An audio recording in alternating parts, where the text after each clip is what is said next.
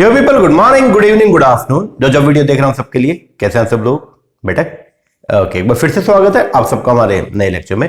Guys आज की class में हम लोग जो है वो करने वाले हैं हमारे पेपर नंबर 2 कॉमर्स के अंदर जो हमारा यूनिट नंबर 10 है, that is the income tax. उसको हम आज की वीडियो में जो है वो रिवाइज करने वाले हैं। ये अपना इनकम टैक्स का बुक है जो मैंने आप लोगों को प्रोवाइड किया था फिनांस एक्ट 2022 के हिसाब से, जिसका प्रीवियस ईयर जो है वो है 22-23 और असेसमेंट ईयर है 23-24। ओके, तो हमको ये वाला बुक जो है वो पूरा का पूरा अपने को हमने ये कंप्लीट किया और अब हम इसको जो है वो करेंगे रिवाइज। टोटल मिला के अगर बात करते हैं तो इस बुक के अंदर जो है हमारे जो है वो टोटल मिला के कितने चैप्टर्स थे? इसके अंदर 21 चैप्टर थे। 14 तो ये थे, उसके बाद में यूनिट 2 के अंदर 2 थे, यूनिट 3 के अंदर 2 थे, यूनिट 4 के अंदर जो है वो 3। तो 14 और 2 16 और 2 18 और 3 21, टोटल मिला के 21 चैप्टर है जो अपने को जो है इस बुक के अंदर थे। हमारे मतलब टोटल जो अपना सिलेबस है उसको 21 चैप्टर के अंदर हम लोगों ने जो है वो बाइफरकेट किया था। अब हम लोग जो है वो इस 21 चैप्टर को जो है वो क्या करेंगे? रिवाइज करेंगे। अब रिवीजन जो है वो एक ही वीडियो में ना करके हम लोग जो है वो इसको तसल्ली से रिवाइज करेंगे, ठीक है, ताकि जिस बच्चे ने अगर मान लो 21 चैप्टर प्रॉपर्ली नहीं भी पढ़े, ओके, तो भी आप जो है वो ये 4 रिवीजन वीडियो अगर आप लगा लोगे तो इनसे पूरा का पूरा इनकम टैक्स आपका जो है वो कंप्लीट हो जाएगा। तो हम लोग जो वो कैसे करने वाले हैं, हम टोटल मिला के 4 रिवीजन वीडियो जो है वो लगाएंगे। डिटेल रिवीजन वीडियो जो है होंगी ये, इनके अंदर हम लोग जो है वो क्या आज का जो वीडियो इसमें चैप्टर नंबर 1 से लेके 6 पढ़ेंगे। लेक्चर नंबर 2 के अंदर हम चैप्टर नंबर 7 to 10 और फिर लेक्चर नंबर 3 के अंदर जो है चैप्टर नंबर 11 to 14 पढ़ेंगे और उसके साथ में हम लोग जो है यूनिट 2 करेंगे और लेक्चर नंबर 4 के अंदर हम लोग जो है वो कंप्लीट करेंगे हमारा यूनिट नंबर 3 और यूनिट नंबर 4। ओके, इस तरीके से हम लोग जो है वो पूरा का पूरा अपना जो इनकम टैक्स सिलेबस है उसको 4 लेक्चर्स के अंदर जो है वो कंप्लीट करेंगे, ठीक है। तो आज ये चारों के चारों लेक्चर मैं अपलोड करूंगा अपनी एप्लीकेशन के ऊपर, तो आप देख लीजिएगा। और बाकी अगर हम बात करते हैं, इससे पहले हम लोग जो है वो ऑलरेडी स्टैट्स का पूरा टॉपिक जो है वो रिवाइज कर चुके हैं और इसके अलावा हम लोग बैंकिंग कर चुके हैं। ओके, तो अब जो है वो बात आती है किसका? इनकम टैक्स का। काफी वाइड टॉपिक है, लेकिन जितना ये टॉपिक बड़ा है उतना मतलब इसमें जो चीजें मतलब कॉन्सेप्चुअल चीजें थोड़ी सी कम है और लर्न करने की चीजें थोड़ी सी ज्यादा है। तो 4 लेक्चर अगर आपने लगा लिए, 10 क्वेश्चन लगभग यहां से पूछे जाते हैं, वो 10 क्वेश्चन आपके एकदम श्योर हो जाएंगे, बिल्कुल पक्के हो जाएंगे, ठीक है ना। तो ये चारों लेक्चर आप जरूर करके जाना, बढ़िया तरीके से इसको लगा के जाना और फिर इसके एमसीक्यूज में डाल दूंगा और एक मैं वीडियो बनाऊंगा जिसके अंदर मैं पेपर नंबर 2 के सारे जो भी लेटेस्ट टॉपिक्स है, लेटेस्ट टॉपिक का मतलब ये है कि जो भी उसका ऐसा बोलते हैं ना करंट अफेयर्स, ठीक है, तो मतलब जो भी अमेंडमेंट्स आई हैं पेपर नंबर 2 के अंदर, चाहे वो इंटरनेशनल बिजनेस के अंदर आई है, चाहे वो इनकम टैक्स के अंदर आई है, चाहे वो बैंकिंग में थोड़ी बहुत आई है, वो सब कुछ जो है वो हम लोग एक वीडियो के अंदर जो है वो कंप्लीट कर लेंगे, ठीक है ना। तो अभी फिलहाल जो आपको क्या करना है, ये चारों लेक्चर लगाने हैं और पूरा का पूरा इनकम टैक्स का टॉपिक अपने को कंप्लीट करना है। जो आपका कंफ्यूजन था कि अपने को फिनांस एक्ट 2022 पढ़ के जाना है या अभी जो लेटेस्ट है 2023 वो पढ़ के जाना है, तो वो मैंने आपको फर्स्ट लेक्चर में कवर कर मतलब वो क्लियर कर दिया था कि फाइनेंस एक्ट 2023 जो है उसका प्रीवियस ईयर जो है वो है 2023-24 और असेसमेंट ईयर क्या होगा 24-25, ठीक है ना। तो मतलब 2024 तक की जो इनकम होगी उसके ऊपर टैक्स 24-25 में आपको जो है वो क्या करना है? पे करना है। तो वो प्रोविजन का अभी हमारे लिए रेलिवेंसी नहीं है, हमारे लिए जो है वो फाइनेंस एक्ट 2022 जो है वो रेलिवेंट है। तो 2022 जो फाइनेंस एक्ट है उसके प्रोविजन जो है वो कब एप्लीकेबल होंगे? जो 22-23 की इनकम है और जिसके ऊपर टैक्स आपने 23-24 में पे करना है। तो अभी जो आपका ईयर चल रहा है इसके अंदर आपका जो है वो कौन सा 2022 फाइनेंस एक्ट जो है वो चल रहा है। तो अपने को फाइनेंस एक्ट 2022 है वो पूरा पढ़ के जाना है, बाकी अपने बुक के अंदर सारे प्रोविजन 2022 के हिसाब से हैं, ठीक है। फिर भी 2023 में जो अभी लेटेस्ट जो आपका बजट आया था फरवरी के अंदर, तो उसमें जो भी अमेंडमेंट्स है वो भी मैं इसके अंदर कवर कर दूंगा आपकी, ठीक है ना जी सर। चलो तो सर शुरुआत कैसे करनी है? शुरुआत आपको मैंने बताया आज जो है वो लेक्चर नंबर 1 है, तो इसके अंदर हम लोग जो है चैप्टर नंबर 1 से लेकर 6 तक जो है वो कवर करने वाले। चलो जी शुरुआत करते हैं चैप्टर नंबर 1 से। चैप्टर नंबर 1 की अगर बात करता हूं तो चैप्टर नंबर 1 जो है वो है आपका इनकम टैक्स के रेट्स का। इसके अंदर आपको जो चीजें याद करनी है वो क्या क्या?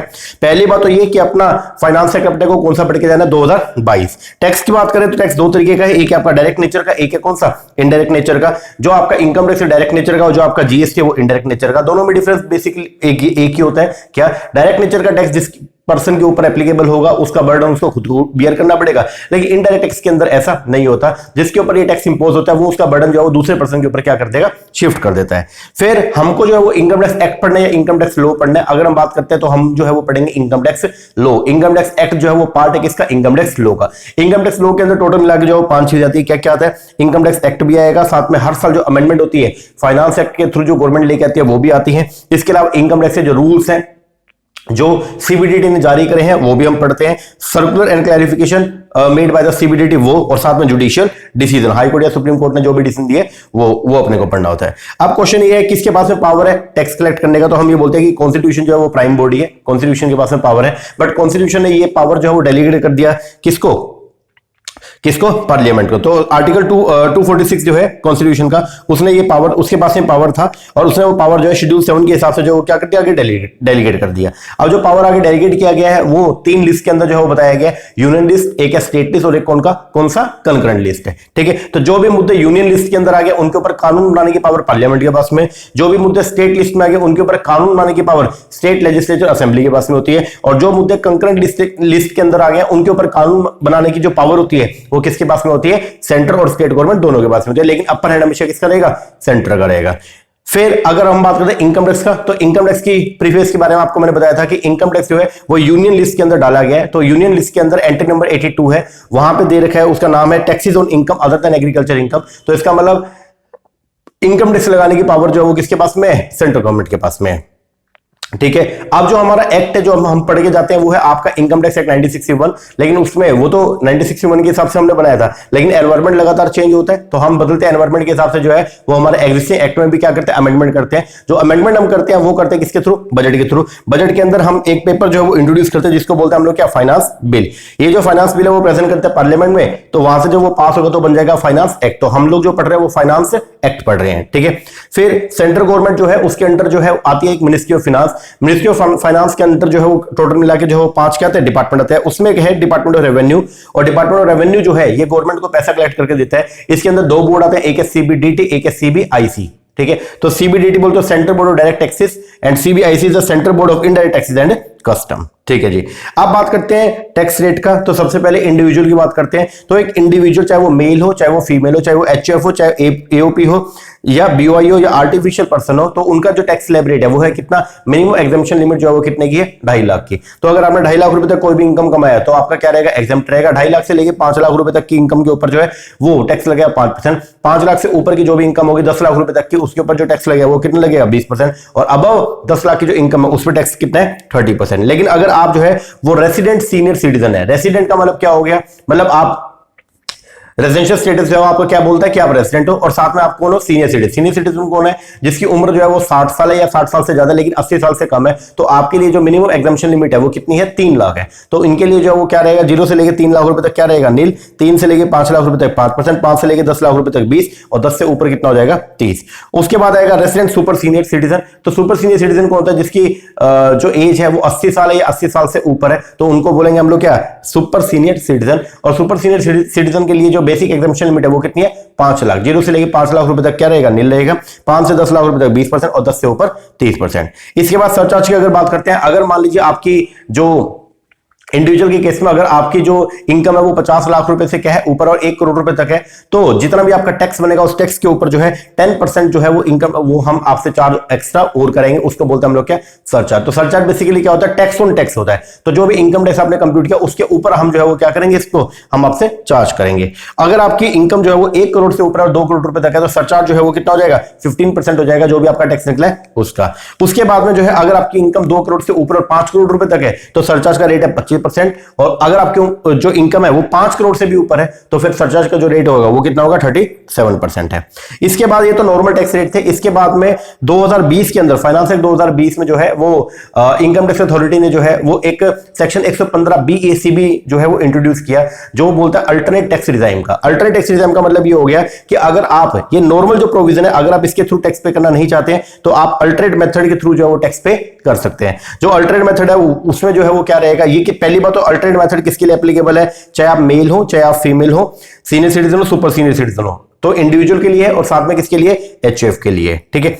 तो ये जो सेक्शन 115 BAC है इसके अंदर जो टैक्स लिमिट है वो क्या है, 0 से लेकर 2.5 लाख रुपए तक नील है। 2.5 लाख से लेकर 5 लाख रुपए तक जो है वो है कितना, 5%। 5 से लेकर 7.5 लाख रुपए तक जो है 10% है। 7.5 से 10 लाख रुपए तक की इनकम के ऊपर 15%। 10 से 12.5 लाख की इनकम पे 20%। 12.5 से 15 की इनकम पे 25 और अबव 15 पे कितना 30% है। तो ये आपका जो है वो क्या रहेगा, अल्टरनेट टैक्स रिजाइम के अंडर जो है वो आपका टैक्स रेट रहने वाला है। जो अल्टरनेट टैक्स रिजाइम है सेक्शन 115 BAC वो अवेलेबल है किसके लिए, इंडिविजुअल के लिए और साथ में किसके लिए, HUF के लिए। ये एक ऑप्शनल स्कीम है, अगर आप चाहते हैं तो आप इसको ऑप्ट कीजिए, चाहे आप मत कीजिए। इंडिविजुअल HUF जो है वो रेजिडेंट भी हो चाहे NRI है तो भी आप इस स्कीम को ऑप्ट कर सकते हैं। इंडिविजुअल चाहे सैलरी पर्सन हो चाहे रिटायर्ड पर्सन हो वो, या फिर आप सेल्फ एम्प्लॉयड हो, आप इस स्कीम को जो है ऑप्ट कर सकते हैं। अब खास बात है क्या, जब आप सेक्शन 115 BAC को ऑप्ट करते हैं तो जो रिबेट मिलती है सेक्शन 87A के अंदर तो वो तो आपको अवेलेबल होगी। सरचार्ज जो लगता है आपके ऊपर वो तो एप्लीकेबल होगा।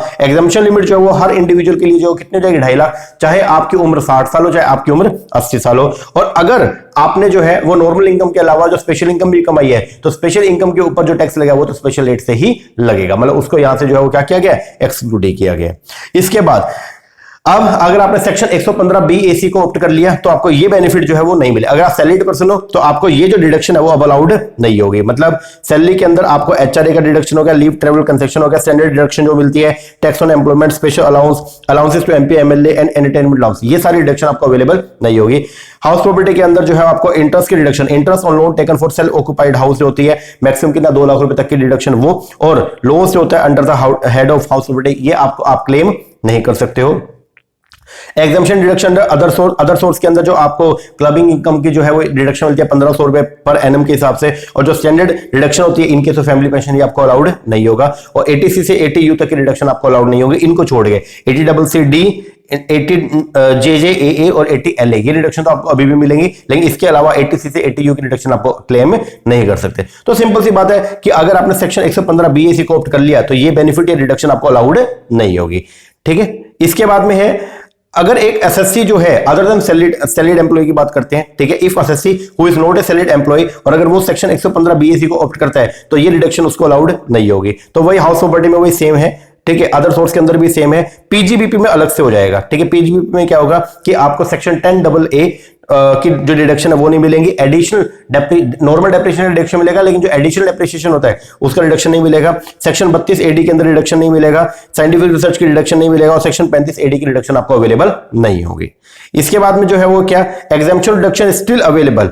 अब ये वो डिडक्शन है जो पहले भी आपको मिलते थे और अभी भी, चाहे आपने सेक्शन 115 BAC ऑप्ट कर लिया तो भी ये डिडक्शन तो आपको अभी भी मिलेगा। सैलरीड पर्सन के लिए ट्रांसपोर्ट अलाउंस, कन्वेंस अलाउंस या कोई भी अलाउंस जो दिया जाता है to meet the cost of travel and tour, daily allowance हो गया, रिडक्शन 80CCD हो गया, इंटरेस्ट ऑन PPF हो गया, interest on Sukanya Samriddhi account हो गया, ये डिडक्शन आपको अभी भी अवेलेबल किया जाएगा। और अदर देन सैलरी के अंदर जो है वो नॉर्मल डेप्रिसिएशन की डिडक्शन अभी भी मिलेगी। ठीक है, इंटरेस्ट ऑन PPF का रिडक्शन हो गया, interest on Sukanya Samriddhi account हो गया, 80JJAA इनका रिडक्शन आपको अभी भी स्टिल अवेलेबल होगा। ठीक है जी, इसके बाद में है एडजस्टमेंट ऑफ लॉस। तो ये बोलता है कि टोटल इनकम जो भी कंप्यूट किया जाएगा वो उसमें आप ब्रॉड फॉरवर्ड लॉसेस को जो है वो कभी भी इंक्लूड नहीं करोगे। और मैट का प्रोविजन तो बोलता है AMT जो है अब आपके ऊपर अप्लाई नहीं होगा अगर आपने 115 BAC को ऑप्ट कर लिया।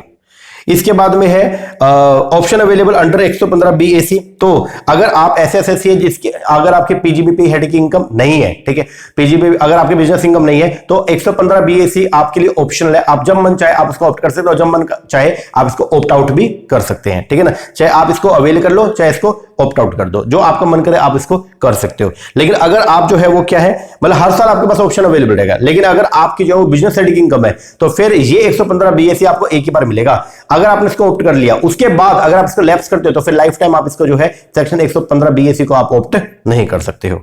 ठीक है जी, इसके बाद में है जी आपका ये AOP, ये एक स्पेशल चीज आई थी क्या, इन केस ऑफ AOP के अंदर जो है सरचार्ज जो है वो कितना है, किसी भी केस में 15% से एक्सीड नहीं होगा। और HEC जो लगता है हेल्थ एंड एजुकेशन से जो हमारा लगता है वो कितना है 4% है। रिबेट की अगर बात करते हैं तो रिबेट कितना, अगर मान लीजिए कोई भी एक रेजिडेंट इंडिविजुअल है, ठीक है, जिसकी इनकम जो है टोटल इनकम जो है वो 5 लाख रुपए तक है या 5 लाख से क्या कम है, तो फिर उसको जितना भी उसका टैक्स बनेगा उसमें से 100% ऑफ द इनकम टैक्स या 12,500 रुपए विच एवर इज लेस, वो जो है वो क्या हो जाएगा, उसका डिडक्शन उसको अवेलेबल हो जाएगा, ठीक है ना। तो एक सेक्शन 87A के अंदर जो है वो डिडक्शन है कितनी, रिलीफ जो मिलती है आपको वो कितना है 12,500 रुपए या 100% tax which ever is less.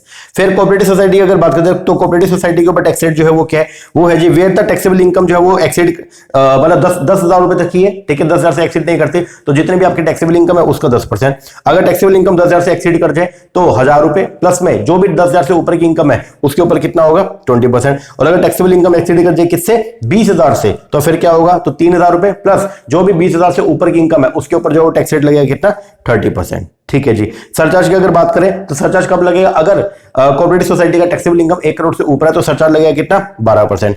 Mat की अगर बात करते हैं तो मैट का जो नॉर्मल रेट है अगर 1 करोड़ की इनकम है, ठीक है, in case of minimum alternate tax या AMT it is allowed if the adjusted total income या बुक प्रॉफिट जो है वो 1 करोड़ से एक्सीड है बट 10 करोड़ रुपए तक है तो है 7% होता है इनकम टैक्स। और अगर मान लो एडजस्टेड टोटल इनकम या बुक प्रॉफिट जो है वो 10 करोड़ से क्या एक्सीड है तो फिर वो कितना हो जाएगा 12% होता इनकम टैक्स हो जाएगा। एचईसी 4% जो है वो एप्लीकेबल होगा ही होगा।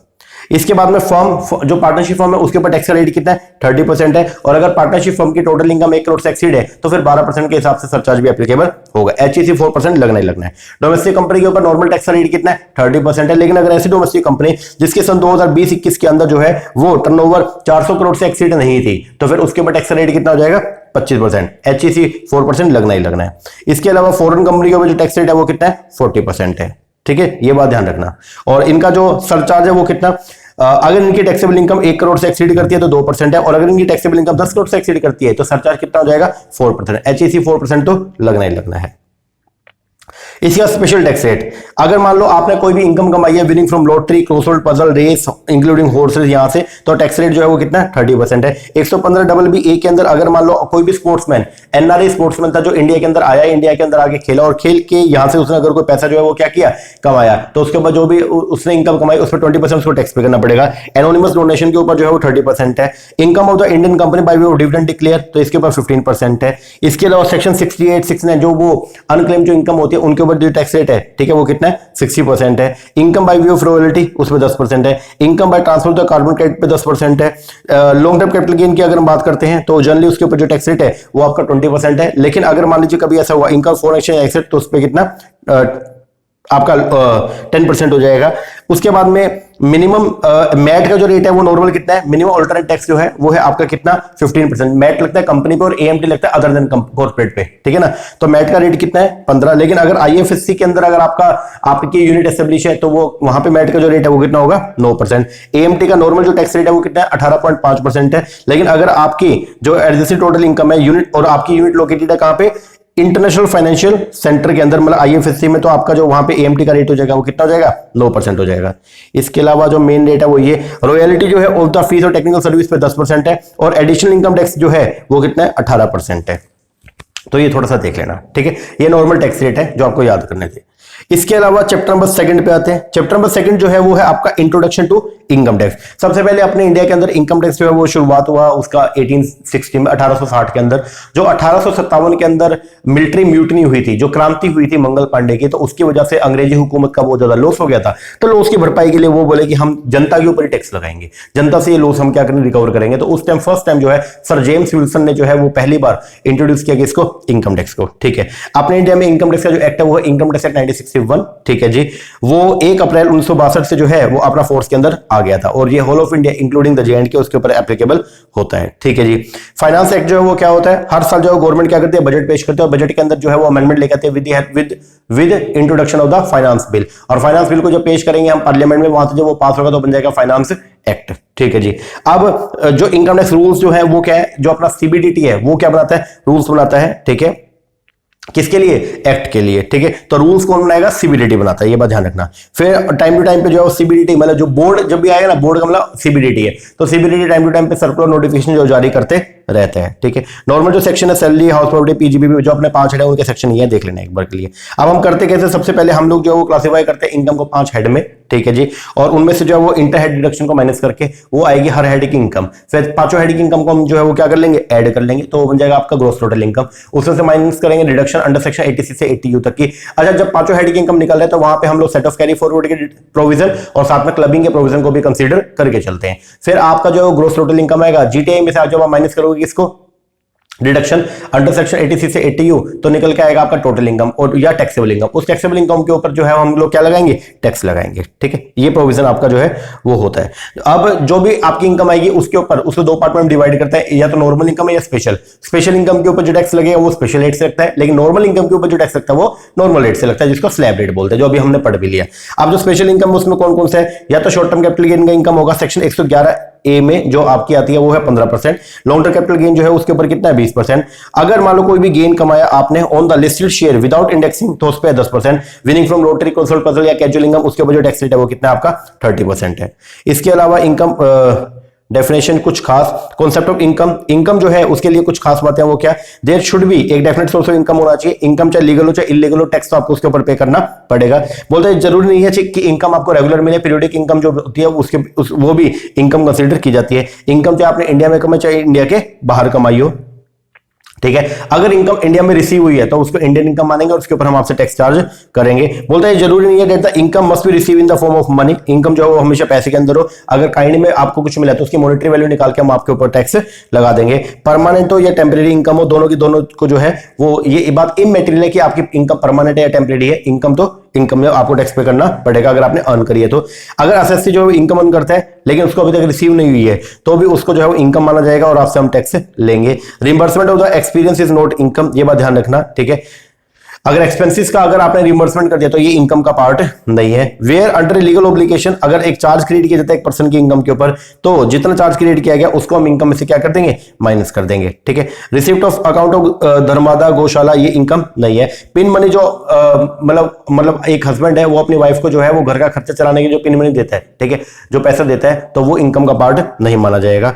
डिस्प्यूटेड इनकम के केस के अंदर जो है वो क्या होगा, जो पर्सन रिसीव कर रहा है उसकी इनकम मानी जाएगी। Diversion of income and application, तो डाइवर्जन का मतलब जो है वो क्या होता है, अगर मान लो लीगल ऑब्लिगेशन के कारण आपको अपने इनकम का एक पार्ट दूसरे पर्सन को देना होता है उसको बोलते हैं डाइवर्जन। और एप्लीकेशन में क्या, इनकम आपने कमा ली उसके बाद आप अपने इच्छा से जो है अपने इनकम का एक पार्ट घर वालों को दे रहे हो तो वो है क्या, application of the income. Income plus और माइनस दोनों हो सकती है। ठीक है, फिर जीटीआई और टोटल इनकम में क्या डिफरेंस है, पांचों हेड की इनकम को जोड़ते हैं तो बनता है ग्रोस टोटल इनकम। और टोटल इनकम कैसे बनेगा, पांचों हेड की जो ग्रोस टोटल इनकम है उसमें से अगर आप डिडक्शन 86 से 80 माइनस करोगे तो आएगा टोटल इनकम। जो जीटीआई है उसका राउंड ऑफ नहीं करते, लेकिन जो टोटल इनकम है, खास बात है याद करके जाना, टोटल इनकम को आप जो है वो क्या करते हो, 10 के मल्टीपल में राउंड ऑफ करते हो। टैक्स जो है वो कभी भी ग्रोस टोटल इनकम पे नहीं लगता, टैक्स हमेशा लगेगा किस पे, टोटल इनकम पे। जो जीटीआई है वो कभी भी जो है टोटल इनकम से कम नहीं होगा, लेकिन आपकी टोटल इनकम जीटीआई से कम या उसके बराबर हो सकती है। एग्रीकल्चर इनकम जो है उसको हम जीटीआई में इंक्लूड नहीं करते, लेकिन टोटल इनकम के अंदर हम उसको इंक्लूड करते हैं। अब कैजुअल इनकम, कैजुअल इनकम कौन सी होती है, जो नॉन रिकरिंग नेचर की होती है उसको बोलते हैं हम लोग क्या, कैजुअल इनकम बोलते हैं उसको। ठीक है, ये एक्सीडेंटल है और विदाउट एनी स्टिपुलेशन होती है। ठीक है ना, इसको बोलते हैं कैजुअल इनकम। कैजुअल इनकम के अंदर लेकिन जैसे कैपिटल गेन हो गया या बिजनेस की इनकम हो गया या अगर आपको कोई रेम्युनरेशन मिलता है, ये कैजुअल इनकम का पार्ट नहीं है। कैजुअल इनकम के बारे में खास बातें क्या क्या थी, पहला कि अगर आपने कोई भी कैजुअल इनकम कमाई है तो उसके रिगार्डिंग जो है वो एक्सपेंस जो डिडक्टेबल नहीं होंगे, मतलब आपको कोई भी रिडक्शन एक्सपेंस की नहीं मिलेगी। दूसरा, set of and carry forward allowed नहीं होगा। तीसरा, टीडीएस जो वो कितना है उस पे 30% जो है वो उसके ऊपर टीडीएस का रेट जो है वो रहने वाला है। इसके अलावा पर्सन में ये सब लोग आते हैं, individual, HUF company, AOP firm, BOI, ये सब आते हैं। इसके बाद असेसी कौन, असेसी वो पर्सन जो टैक्स पे करने के लिए क्या है, लायबल है, या जो इनकम टैक्स एक्ट के अंदर अगर कोई भी मान लो अमाउंट उसने पे करना है, लाइक इंटरेस्ट हो गया, पेनल्टी हो गया, ये सब पे करने के लिए जो है वो क्या है, लायबल है। या इन रिस्पेक्ट हूं, या एसएससी वो पर्सन है जिसके खिलाफ जो है वो इनकम टैक्स एक्ट में कोई भी प्रोसीडिंग स्टार्ट की गई है। डीम्ड एसएससी कौन है, a person who is deemed to be an SSC for some other person, मतलब एक पर्सन को जैसे मान लीजिए लीगल हायर्स हो गए हैं तो उनको कई बार हम लोग जो वो क्या बोलते हैं, डीम्ड एसएससी बोल दिया जाता है। ठीक है, जो लीगल रिप्रेजेंटेटिव हो गए तो उनको हम कई बार डीम्ड एसएससी बोलते हैं। असेसियन डिफॉल्ट कौन होता है, एक पर्सन जिसने इनकम टैक्स की प्रोविजन को फॉलो नहीं किया तो उसको बोल देंगे हम असेसियन डिफॉल्ट। असेसमेंट ईयर जो है वो क्या होगा, प्रीवियस ईयर से जस्ट अगला जो साल होता है उसको बोलते हैं हम लोग क्या, असेसमेंट ईयर। ये हमेशा कितने महीने का होगा, 12 महीने का होगा। प्रीवियस ईयर की अगर बात करते हैं तो प्रीवियस ईयर जनरली जो है वो साल होता है जिस साल आप इनकम को कमाते हो उसको बोलते हैं आप लोग क्या, previous year. Generally previous year 1 अप्रैल से स्टार्ट होगा और 31 मार्च को जो है वो क्या होगा, एंड होगा। फाइनेंशियल ईयर जो है वो हमेशा क्या होता है, यूनिफॉर्म होता है। ठीक है, ये बात हमेशा याद रखना कि वो हमेशा क्या रहेगा, यूनिफॉर्म रहेगा, जो 1 अप्रैल से स्टार्ट होगा और 31/3 को एंड होगा। जब कोई नई, वैसे तो हमेशा जो प्रीवियस ईयर है वो 1 साल का रहेगा, लेकिन जो नई फॉर्म होती है, अगर आपने फॉर्म खोली जो है वो 1 जनवरी को है तो आपका प्रीवियस ईयर जो 3 महीने का होगा, 1 जनवरी से लेकर 31 मार्च का। तो न्यूली एस्टेब्लिश फॉर्म के लिए जो है वो प्रीवियस ईयर जो है वो क्या, 1 साल से शॉर्टर भी हो सकता है, ये बात ध्यान रखना। अब जनरली हमेशा हम तो यही बोलते हैं कि प्रीवियस ईयर में आप जो भी इनकम कमाओगे उसके ऊपर टैक्स आपको जो असेसमेंट पे करना पड़ेगा, बट कुछ इसके एग्जाम्पशन है, सर्टेन रूल्स के कुछ एग्जाम्पशन है। वो क्या? सबसे पहला, income of the non resident from shipping business. अगर मान लो कोई भी फिरंगी आदमी इंडिया में आके कोई शिपिंग बिजनेस करता है और यहाँ पे कुछ पैसा कमाएगा, तो उसके लिए हम अगले साल का वेट ना करके इसी साल उससे सारा टैक्स ले लेंगे, और जो इनकम मानेंगे उसकी वो क्या मानेंगे, जो भी उसने जो रेंट चार्ज किया, जो भी उसने फ्रेट चार्ज किया है, उसका 7.5% हम उसकी इनकम मान लेंगे, उसके ऊपर हम टैक्स ले लेंगे। Income of person living India, अगर कोई पर्सन इंडिया को परमानेंटली लीव करके जा रहा है तो उसके लिए अगले साल का वेट ना करके प्रीवियस ईयर में ही हम उससे सारा टैक्स चार्ज कर लेंगे। इनकम ऑफ एओपी, बीओआई और artificial person form for a particular event और पर्पस। अगर मान लो कोई भी एओपी या बीओआई को बनाया गया था एक पर्टिकुलर पर्पस के लिए, और वो पर्पस अगर इस साल पूरा हो गया, तो अब हम उस एओपी या बीओआई से जो है वो अगले साल का वेट ना करके इसी साल सारा टैक्स ले लेंगे। अगर मान लीजिए ट्रांसफर किया गया प्रॉपर्टी टू अवॉइड टैक्स, अगर हमको लग रहा है कि असेसी जो है वो प्रॉपर्टी को बेच देगा और जिससे हमारा टैक्स रिकवरी में दिक्कत आ सकती है, तो हम अगले साल का वेट ना करके इसी साल सारा टैक्स ले लेंगे। अगर आपने जो अपने बिजनेस को परमानेंटली क्या कर दिया, डिसकंटिन्यू कर दिया, तो हम अगले साल का वेट ना करके इसी साल सारा टैक्स ले लेंगे। तो ये कुछ एक्सेप्शन है जनरल रूल का। जनरल रूल क्या बोलते हैं, प्रीवियस ईयर में इनकम कमाओ और उसके बाद टैक्स का पेमेंट कब करना है, असेसमेंट ईयर में, लेकिन ये उसकी कुछ एग्जाम्पशंस है। फिर है पेन का, PAN is the permanent account number. Permanent account number की अगर हम बात करते हैं तो हम ये बोलते हैं, इसके लिए सबसे पहले तो है आपका सेक्शन है 139A, ठीक है। उसके बाद में जो है पेन जो है वो क्या होगा, 10 डिजिट का एक कोड रहेगा जिसको इनकम टैक्स डिपार्टमेंट जो है वो क्या करता है, जारी करता है, ठीक है। कुछ केसेस के अंदर पेन जो है वो क्या है, मैंडेटरी है, ठीक है ना। तो पेन को जो है वो क्या है, कोड करना जो है वो क्या है, मैंडेटरी है। इनकम टैक्स डिपार्टमेंट के द्वारा बोला गया है कि आपको पैन कार्ड को जो है वो मेंशन करना क्या है, मैंडेटरी है, ठीक है। जब भी आप रिटर्न फाइल करेंगे तो पैन कार्ड आपको हमेशा जो है वो क्या करना है, एनक्लोज करना है। अगर आपको पेन चाहिए तो आपको सेक्शन 49A मतलब फॉर्म 49A को पहले क्या करना पड़ेगा, भरना पड़ेगा, तो आपको जो है वो पैन कार्ड के लिए आप अप्लाई कर सकते हैं, ठीक है। अब पेन रिलेटेड सर्विस को और भी इंप्रूव करने के लिए डिपार्टमेंट ने जो है वो क्या किया है, UTI investor service limited, UTI SIL को जो है वो क्या किया है, एक ऑथराइज कर दिया कि वो income tax PAN service centre को जो है वो क्या करेगी, मैनेज करने का काम करेगी, ठीक है जी। मैंडेटरी रिक्वायरमेंट क्या है, अगर मान लीजिए कभी भी ऐसा हुआ कि आपकी इनकम जो है वो बेसिक एग्जामिशन लिमिट से एक्सीड हो गई है, ठीक है, तो आपके लिए जरूरी है कि आपके पास में पैन कार्ड होना चाहिए। उसके अलावा जो है वो चैरिटेबल ट्रस्ट के लिए हमेशा जो है वो पैन कार्ड, मतलब जो भी पर्सन जो है चैरिटेबल ट्रस्ट की इनकम को जो है वो क्या करता है, रिटर्न फाइल करता है, उसके पास में पैन कार्ड होना चाहिए। अगर आप कोई भी फाइनेंशियल ट्रांजैक्शन करते हो 2.5 लाख रुपए से ऊपर की, तो आपके पास पैन कार्ड होना चाहिए। या अगर मान लो सेंट्रल गवर्नमेंट आपको बोल दिया तो फिर आपके पास पैन कार्ड होना चाहिए। या असेसिंग ऑफिसर ने अपनी इच्छा से अगर आपको पैन कार्ड दिया है तो भी आपके पास में मैंडेटरी है कि आपके पास में पैन कार्ड होना चाहिए। तो ये है पैन कार्ड के रिगार्डिंग प्रोविजन। ये हो गया चैप्टर नंबर 2। अब आएंगे चैप्टर नंबर 3 पे, that is the residence and tax liability. अब इस चैप्टर के अंदर आपको मैंने शुरू में बताया था कि देखो हर पर्सन के ऊपर जो टैक्स रेट है वो सेम नहीं होता है, ठीक है। अपने इंडिया में जो टैक्स इंप्लीकेशन है ना, वो लगता है किसके बेस पर, रेजिडेंशियल स्टेटस के बेस पर। आपका पहले चेक किया जाएगा कि आपका स्टेटस क्या है, उस स्टेटस के बेस पर जो है वो हम आपसे जो है वो टैक्स चार्ज करेंगे, ठीक है ना। तो इंडिया के अंदर जो है वो टैक्स का इंप्लीकेशन किसके बेस पर आएगा, रेजिडेंशियल स्टेटस के बेस पर, ओके। अब रेजिडेंशियल स्टेटस जो है वो क्या रहेगा, अलग अलग रहेगा। सबसे पहले फर्म एओपी बीओआई की अगर बात करते हैं, फर्म की या एचयूएफ के एओपी की बात करते हैं, तो इनका रेजिडेंशियल स्टेटस या तो ये रेजिडेंट हो गए या फिर नॉन रेजिडेंट हो गए। तो ये रेजिडेंट है नॉन रेजिडेंट है, उसकी कहानी डिपेंड करती है किस पे, ये डिपेंड करता है इनके कंट्रोल एंड मैनेजमेंट पे, ठीक है। अगर मान लीजिए एचयूएफ का या फर्म का या एयूपी का कंट्रोल एंड मैनेजमेंट जो है वो कहां पे, इन इंडिया में है, तो ये हो जाएंगे रेजिडेंट। और अगर ये control and management outside India है तो ये क्या हो जाएंगे, नॉन रेजिडेंट। अगर होली पार्शियली भी अगर इंडिया में ना, तो भी ये क्या हो जाएंगे, रेजिडेंट हो जाएंगे। इनमें से सिर्फ एचयूएफ की कहानी जो वो आगे बढ़ सकती है, या तो एचयूएफ होगा रेजिडेंट ऑर्डिनरी या होगा नॉट ऑर्डिनरी, वो डिपेंड करेगा किस पे, कर्ता के ऊपर। अगर कर्ता जो है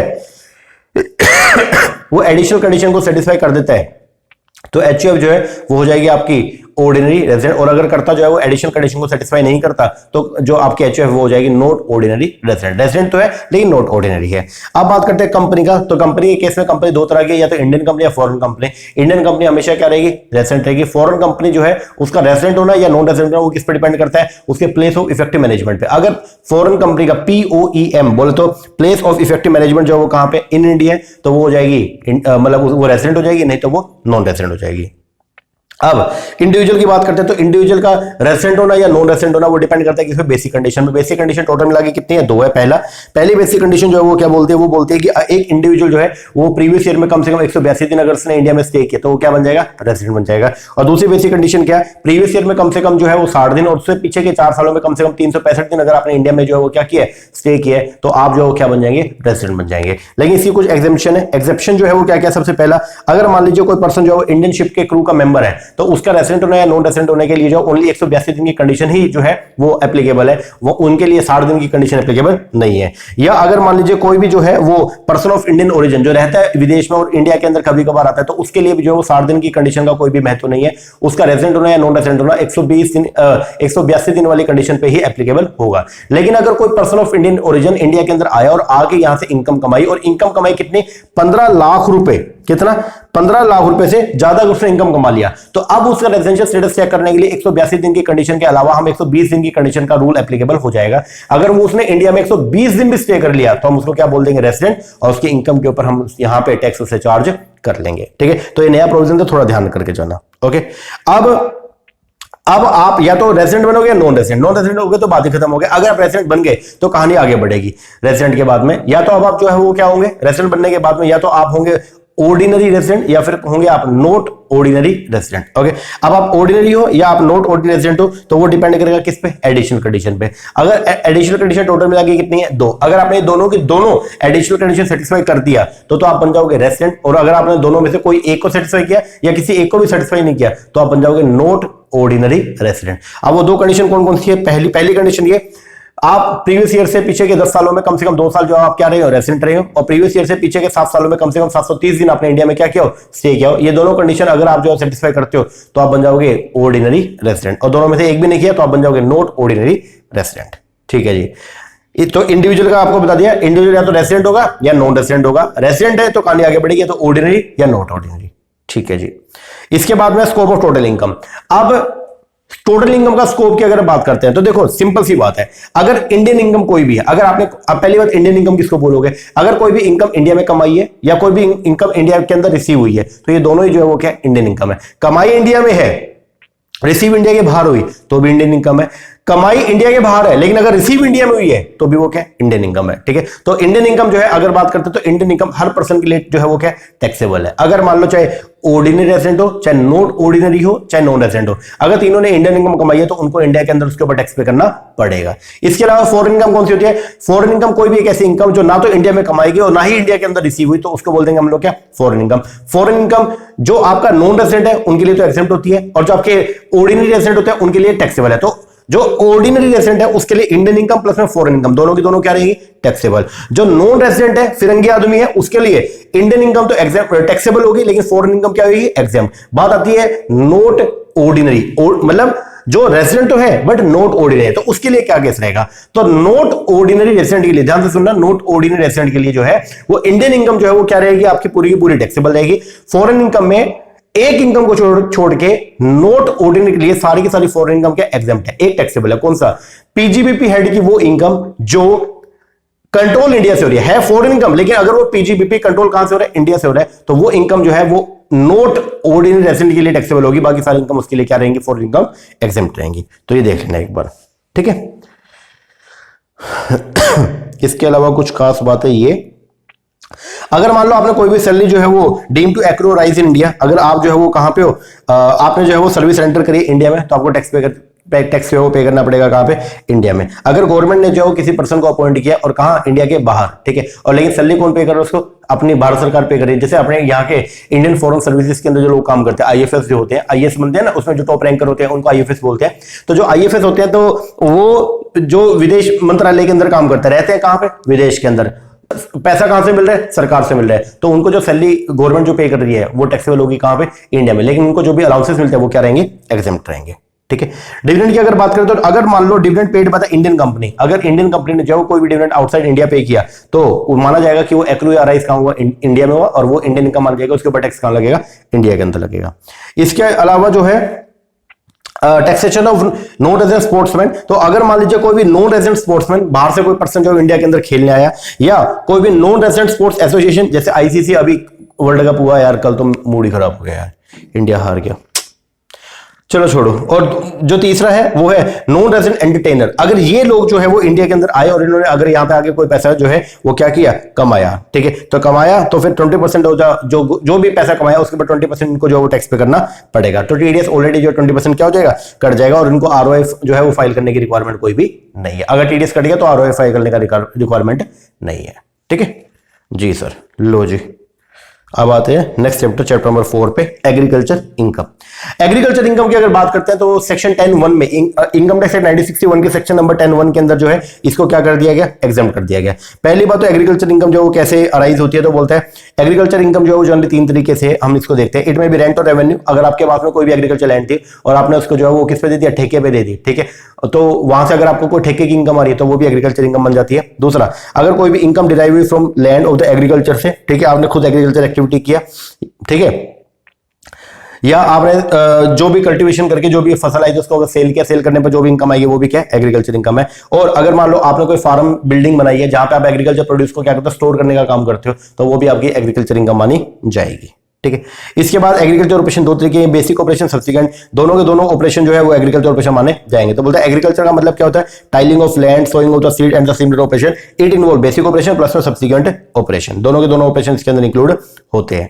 अब कुछ खास बातें हैं, वो क्या, अगर मान लीजिए आपने जो है वो क्या किया है, रबड़ जो है वो क्या किया, ग्रो एंड मैन्युफैक्चर किया, तो रबड़ को ग्रो एंड मैन्युफैक्चर करने पर अगर मान लो कोई भी इनकम आपने कमाई तो उसके 2 पार्ट करेंगे, वो बिजनेस इनकम होगी या फिर वो क्या होगी, एग्रीकल्चर। तो अगर मान लो जितना भी आपने इनकम कमाया उसमें 35% जो हम क्या मानेंगे, बिजनेस इनकम, और वो टैक्सेबल होगी, और 65% क्या मानेंगे, एग्रीकल्चर इनकम। तो अगर आप रबड़ को जो है ग्रो भी करते हो और साथ में उसका मैन्युफैक्चरिंग भी करते हो, तो जो भी इनकम आएगी रबड़ को ग्रो एंड मैन्युफैक्चरिंग करके उसको सेल करने में जो भी आप इनकम कमाओगे उसके 2 पार्ट होंगे, उसमें 35% तो क्या मानी जाएगी, बिजनेस इनकम, और 65% क्या होगी, एग्रीकल्चर इनकम, ठीक है। अगर आप कॉफी को ग्रो एंड क्योर करते हो तो ये एक बात समझना, अगर आपका काम जो है वो क्या है, कॉफी को आप ग्रो करते हो, ग्रो करने के बाद सिर्फ क्योर करते हो, तो जो भी आप पैसा कमाओगे ऐसा करने पर उसमें 25% जो है वो तो मानी जाएगी आपकी बिजनेस इनकम, 75% क्या होगी, एग्रीकल्चर इनकम एग्जेम्प्ट होगी, ठीक है। लेकिन अगर आपको जो है वो कॉफी को ग्रो भी करते हो, क्योर करते हो, फिर रोस्ट भी करते हो, ग्राउंडेड भी करते हो, मतलब इंडस्ट्रियल एक्टिविटी थोड़ी ज्यादा कर रहे हो, तो जो भी आप पैसा कमाओगे ऐसा सब करने पर तो उसका 2 पार्ट हम करेंगे,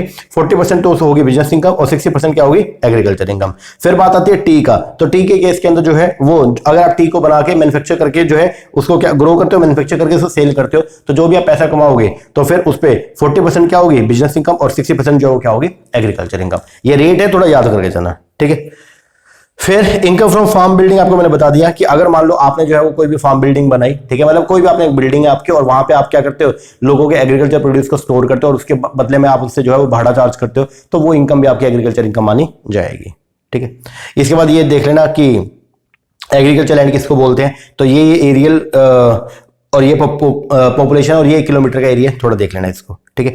फिर बात आती है partial agriculture and the partial non agriculture income. अगर मान लो एक पर्सन ने जो है वो सिर्फ एग्रीकल्चर इनकम कमाई है, सारी की सारी एग्जाम्प्ट है, कोई टैक्स पे नहीं करना। अगर एक पर्सन ने ओनली नॉन एग्रीकल्चर इनकम कमाई है तो भैया उसको तो टैक्स पे करना पड़ेगा। और अगर एक पर्सन ऐसे जिसने एग्रीकल्चर के साथ में नॉन एग्रीकल्चर इनकम भी कमाई है, तो अब हम जो है उसको उससे टैक्स चार्ज करने का तरीका गवर्नमेंट का थोड़ा सा अलग है। तो गवर्नमेंट पहले ये देखती है कि आप पहले चेक करो कि इसकी जो एग्रीकल्चर इनकम है क्या वो 5,000 रुपए से एक्सीड है या नहीं है। अगर उसकी एग्रीकल्चर इनकम जो है वो 5,000 पर एनम से एक्सीड है और जो उसकी नॉन एग्रीकल्चर इनकम वो बेसिक एग्जाम्पशन से क्या ज्यादा है, तो एक बार जो है आपको क्या करना पड़ेगा, अपनी टोटल इनकम के अंदर एग्रीकल्चर इनकम को जोड़ के टैक्स निकालना पड़ेगा। और फिर आपको जो क्या करना पड़ेगा, बेसिक एग्जाम्पशन में जो है वो एग्रीकल्चर इनकम जोड़ के उस पर टैक्स निकालोगे और फिर आपको एग्जाम्पशन मिल जाएगा। तो ये तरीका होता है गवर्नमेंट का, ठीक है ना। तो क्या है, सबसे पहले हम लोग जो क्या करते हैं, ऐड करते हैं क्या, नॉन एग्रीकल्चर इनकम को ऐड करेंगे, non agriculture income with the net agriculture income, उसके ऊपर टैक्स निकाल लेंगे। फिर हम क्या करेंगे, जो नेट एग्रीकल्चर इनकम है उसको जो आपका बेसिक एग्जाम्पशन लिमिट है, ठीक है, उसके अंदर हम क्या करेंगे, ऐड करेंगे, उसके ऊपर टैक्स निकाल लेंगे।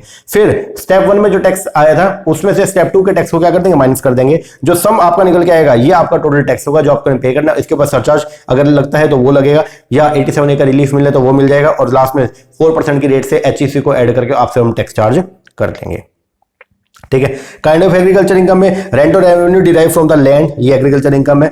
Income from agriculture operation, income from making produce fit for the market, income from sale of produce, income of the farm house, income of sapling seedling, ये सब आपकी एग्रीकल्चर इनकम के अंदर इंक्लूड होती है। इंपॉर्टेंट पॉइंट की अगर बात करते हो, बोलते हैं agriculture income by way of rent और revenue derive from the land जो सिचुएटेड है कहां पे, इंडिया में, और उसको एग्रीकल्चर पर्पस के लिए यूज किया गया। तो ये है तो एग्रीकल्चर इनकम, लेकिन कहां पे जोड़ोगे, तो इसको अदर सोर्स की इनकम के अंदर इंक्लूड किया जाएगा। अगर मान लो वो एग्रीकल्चर बिल्डिंग है आपकी, ठीक है, जहां पे एग्रीकल्चर प्रोड्यूस को आप क्या करते हो, स्टोर करते हो, तो वो भी है एग्रीकल्चर इनकम, लेकिन जोड़ा कहां पे जाएगा, इनकम फ्रॉम हाउस प्रॉपर्टी के अंदर आप इसको जो है वो क्या करोगे, ट्रीट करोगे, ठीक है। इसके अलावा एनी अदर एग्रीकल्चर इनकम जिसको कंप्यूट किया as if it was chargeable to the, तो उसको आप जो है वो निकालोगे जैसे वो पीजीबीपी हेड की इनकम होती है। इसके अलावा ये सब इनकम जो है एग्रीकल्चर इनकम नहीं है। Income from market, stone quarry, mining royalty, income from land use for storing agriculture produce, income from supply of water for irrigation purpose, income from self grown grass, tree and bamboo, income from fishery, income from sale of earth of the brick making, remuneration receive by the manager या rice crop हो गया, income from dairy farm हो गया, poultry farming हो गया, interest on area rent on agriculture land, ये सब जो है वो आपकी क्या है, नॉन एग्रीकल्चर इनकम है। इनको नॉन एग्रीकल्चर इनकम ट्रीट करेंगे इनको, और इनके ऊपर नॉर्मल टैक्स चार्ज किया जाएगा। ओके जी सर, लो जी, चैप्टर नंबर 4 हो गया। अब आइए चैप्टर नंबर 5 पे। चैप्टर नंबर 5 जो है वो है आपका इनकम फ्रॉम सैलरी। ये 5 हेड है हमारे, 5 हेड ऑफ इनकम है, जिसके अंदर सबसे पहले जो है वो आता है इनकम फ्रॉम सैलरी, फिर आएगा इनकम फ्रॉम हाउस प्रॉपर्टी, फिर आएगा income from PGBV profit and gain from business profession, फिर आएगा इनकम फ्रॉम कैपिटल गेन, और उसके अलावा इन चारों के अंदर नहीं आती है तो वो आएगी कहां पे, इनकम फ्रॉम अदर सोर्सेज में। तो अब जो आपका इनकम फ्रॉम सैलरी है, अब हम सबसे पहले हेड करते हैं। अब इनकम फ्रॉम सैलरी में सबसे पहले बोलता है कि एम्प्लॉयर एम्प्लॉय का रिलेशन होना चाहिए। ये खास बात है कि आप मतलब कोई भी इनकम आप इनकम फ्रॉम सैलरी हेड में तभी आपकी टैक्सेबल आप करोगे अगर एम्प्लॉयर एम्प्लॉय का रिलेशन है तो ही, ठीक है। आप एम्प्लॉयर एम्प्लॉय का relation part time full time दोनों हो सकते हैं। खास बात जो है वो क्या है कि अगर मान लो पार्टनरशिप फर्म है और उसके पार्टनर को अगर कोई सैलरी पे किया गया तो वो सैलरी हेड में नहीं आएगा, वो जाएगा कहां पे, पीजीपी। याद करके जाना, यहां से क्वेश्चन आता है, ठीक है ना। तो अगर मान लो पार्टनरशिप फर्म के पार्टनर को, तो मालिक ही हो गया ना, तो मालिक को अगर कोई सैलरी मिल रही है फर्म से, अगर मान लो मालिक को, पार्टनर को अगर कोई सैलरी मिल रही है तो वो सैलरी हेड में नहीं आएगा, क्योंकि वहां पे एम्प्लॉयर एम्प्लॉय का रिलेशन नहीं है, वो जाएगा कहां, पीजीपी पे। दूसरा, एमपी और एमएलए जो होते हैं, ठीक है, मेंबर ऑफ पार्लियामेंट और मेंबर ऑफ लेजिस्लेचर असेंबली, ठीक है ना, तो जो विधायक हो गए या फिर जो सांसद हो गए, इनको जो भी सैलरी मिलती है सरकार से, वो पीजीपी हेड के अंदर नहीं जाएगी, वो जाएगी वो सैलरी हेड में जाएगी, वो जाएगी कहां पे, अदर सोर्स में, क्योंकि एमपी एमएलए का सरकार के साथ में एम्प्लॉयर एम्प्लॉय का रिलेशन नहीं होता है, ठीक है ना, वो जाएगी कहां पे, अदर सोर्स में, याद रखना, ठीक है। इसके बाद place of accrual of salary जो है वो कहां पे होना चाहिए, इन इंडिया होना चाहिए। दूसरा, चार्जेबिलिटी ऑफ सैलरी, हम ये हमेशा बोलेंगे कि चाहे ड्यू होगी चाहे आपकी रिसीव होगी, विच इज अर्लियर, ड्यू पहले होगी तो भी टैक्स लगेगा, रिसीव पहले होगी तो भी टैक्स लगेगा, ठीक है ना। तो if salary is tax on the due received basis, तो it will not be tax once again on received और following due in case of as the case may be. तो इसका मतलब ये हो गया कि अगर आपने ड्यू बेसिस पे टैक्स लगा दिया तो अब अगर वो रिसीव हो गए तो दोबारा टैक्स लगाने की रिक्वायरमेंट नहीं है, ठीक है। एक होता है कॉन्ट्रैक्ट ऑफ सर्विस, एक है contract for service. Contract of service होता है कॉन्ट्रैक्ट फॉर एम्प्लॉयमेंट, और एक है कॉन्ट्रैक्ट फॉर सर्विस, ये होता है फ्रीलांसर बेसिस पे जो काम करते हैं। यहां से जो इनकम कमाएंगे वो सैलरी हेड के अंदर टैक्सेबल नहीं होगा। एडवांस सैलरी अगर आपको मिल रही है तो भी आपका सैलरी हेड के अंदर क्या होगा, टैक्सेबल होगा। फिर है foregoing of salary versus surrender, तो अगर फोरगोइंग ऑफ सैलरी का मतलब है जब आप जो है वो क्या करते हो, सैलरी अमाउंट को क्या करते हो, वेव करते हो, ठीक है, इसको एप्लीकेशन ऑफ सैलरी इनकम मानेंगे, ठीक है, और ये टैक्सेबल होगा। सरेंडर ऑफ सैलरी जो है वो टैक्सेबल नहीं होगा। अगर आपने जो है वो सैलरी को सरेंडर कर दिया सेंट्रल गवर्नमेंट को, तो आपने इनकम अपनी जो भी कमाई थी वो दे ही दिया सेंट्रल गवर्नमेंट को, तो गवर्नमेंट उसके ऊपर आपसे टैक्स नहीं लेगी। टैक्स फ्री सैलरी कौन सी होती है, जिसके ऊपर टैक्स जो बनता है वो एम्प्लॉयर अगर पे करता है तो उसको बोलते हैं टैक्स फ्री सैलरी, ठीक है जी। Profit in lieu of salary, profit in lieu of salary के अंदर जो वो क्या आएगा, रिटायरमेंट कंपनसेशन अगर आपको कोई मिल गया, वॉलंटरी रिटायरमेंट पे अगर आपको कोई कंपनसेशन मिलता है, कोई अमाउंट मिलता है, तो वो क्या है, profit in lieu of salary है। या टैक्सेबल पोर्शन जो होता है ग्रेच्युटी का, कम्युनिटी पेंशन का, प्रोविडेंट फंड का, या टैक्सेबल अमाउंट जो receive by the employ under the keyman insurance policy, या amount receive before taking up the employment और after termination of the employment, या any other payment notified for this purpose, तो ये सब amount जो है वो क्या, इनको प्रॉफिट माना जाएगा इन लिeu ऑफ सैलरी, और ये टैक्सेबल होगा कहां पे, सैलरी हेड में ही। ये पीजीबीपी में नहीं जाएगा, कहां जाएगा, सैलरी हेड में।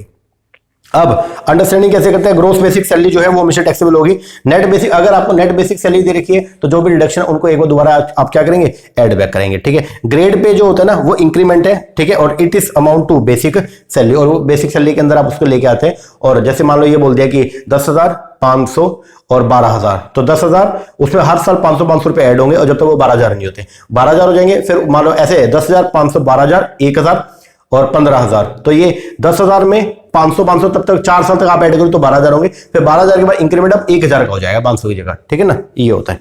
अब जो भी आपका ग्रोस सैलरी आ गया उसमें से आपको जो रिडक्शन मिलेगी, रिडक्शन 2 है आपके यहाँ पे 16(1) की, वो है स्टैंडर्ड डिडक्शन, वो कितनी है, 50,000 रुपए, या gross salary which is lower, और एक एंटरटेनमेंट अलाउंस सेक्शन 16(2) की, और वो 3 डिडक्शन है, 16(1) की, 16(2) की, 16(3) की। 16(1) की जो है वो आपका स्टैंडर्ड डिडक्शन, 16(2) की जो है वो एंटरटेनमेंट अलाउंस का। एंटरटेनमेंट अलाउंस की डिडक्शन आपको जो है वो मिलेगी ओनली किसको, सेंट्रल गवर्नमेंट के एम्प्लॉय को, अगर गवर्नमेंट एम्प्लॉय आप तो ही, ठीक है ना। और इसकी चाहे सेंट्रल गवर्नमेंट चाहे स्टेट गवर्नमेंट एम्प्लॉय को डिडक्शन मिलेगा। डिडक्शन जो है वो क्या होगी, 3 लिमिट है, 3 में जो सबसे कम है वो डिडक्शन मिल जाएगा। क्या क्या, एक्चुअल अमाउंट रिसीव, दूसरा मैक्सिमम डिडक्शन 5,000 रुपए पर एनम या 20% ऑफ द बेसिक सैलरी, और तीसरी डिडक्शन जो है वो है किसका, प्रोफेशनल टैक्स का। प्रोफेशनल टैक्स का डिडक्शन जो मिलेगा वो मिलेगा ऑन पेमेंट बेसिस पे, ठीक है। इसके अलावा अगर हम बात करते हैं तो क्या है, ये फॉर्मेट दे रखा है, रिटायरमेंट बेनिफिट में टैक्सेबल जो ग्रेचुटी, अगर आपको कोई भी जो है वो ग्रेशियस वर्क के बदले में अगर कोई ग्रेचुटी मिलता है तो वो ग्रेचुटी जो है उस जितना भी अमाउंट मिला, तो अगर आप गवर्नमेंट एम्प्लॉई है तो ग्रेचुटी का अमाउंट पूरा का पूरा एग्जेम्प्ट है। अगर आप नॉन गवर्नमेंट एम्प्लॉई है तो जितना भी पैसा आपको तो चेक करना पड़ेगा कि क्या एम्प्लॉय जो है वो ग्रेचुटी एक्ट में कवर्ड है या ग्रेचुटी एक्ट में कवर्ड नहीं है। अगर आप कवर्ड है या आप कवर्ड नहीं है, दोनों केस के अंदर जो है वो मैक्सिमम मतलब जो एग्जामिशन है वो कितनी है, 20 लाख रुपए तक की एग्जामिशन है, ठीक है। तो कैसे करेंगे, 3 लिमिट है, 3 में जो सबसे कम होगा वो क्या हो जाएगा, एग्जाम्प्ट हो जाएगा। क्या क्या, 20 लाख रुपए या एक्चुअल ग्रेचुटी रिसीव या 15/26 into last salary drawn into number of completed year, ठीक है। और अगर एम्प्लॉय जो ग्रेचुटी एक्ट में कवर्ड नहीं है तो 20 लाख या एक्चुअल ग्रेचुटी रिसीव या 1/2 of the average salary of last 10 month into number of completed year, ठीक है। ग्रेचुटी जो रिसीव होती है ड्यूरिंग द कंटिन्यूड सर्विस, अगर मान लो आपकी सर्विस अभी चल रही है और सर्विस के दौरान अगर आपको कोई भी ग्रेचुटी मिल जाती है तो वो टैक्सेबल है, चाहे आप गवर्नमेंट एम्प्लॉय हो चाहे आप नॉन गवर्नमेंट हो। दूसरा, नॉन गवर्नमेंट एम्प्लॉय के केस के अंदर मैक्सिमम जो एग्जामिशन लिमिट है वो कितनी है, 20 लाख रुपए। इसके बाद पेंशन 2 तरह की होती है। आप रिटायर हो, रिटायरमेंट के बाद जो आपको पेंशन मिलेगा, अब वो पेंशन 2 तरीके का, या तो है रेगुलर पेंशन या है कम्यूटेड पेंशन, ठीक है। अगर वो रेगुलर पेंशन है तो वो टैक्सेबल है दोनों के लिए, चाहे आप गवर्नमेंट एम्प्लॉय चाहे नॉन गवर्नमेंट हो। और अगर आपने उसको कम्यूट करवा लिया, ठीक है, एक साथ ही आपने उसको कम्यूट करवा लिया तो गवर्नमेंट एम्प्लॉय के लिए तो फुली एग्जेम्प्ट है। नॉन गवर्नमेंट के केस में जो है वो क्या होगा, अगर एम्प्लॉय को ग्रेचुटी मिला तो 1/3 तक एग्जेम्प्ट है और एम्प्लॉय को ग्रेचुटी नहीं मिला तो half of the commuted pension क्या हो जाएगा, एग्जेम्प्ट हो जाएगा। फिर प्रोविडेंट फंड आपके यहां पे 5 तरीके से, एक है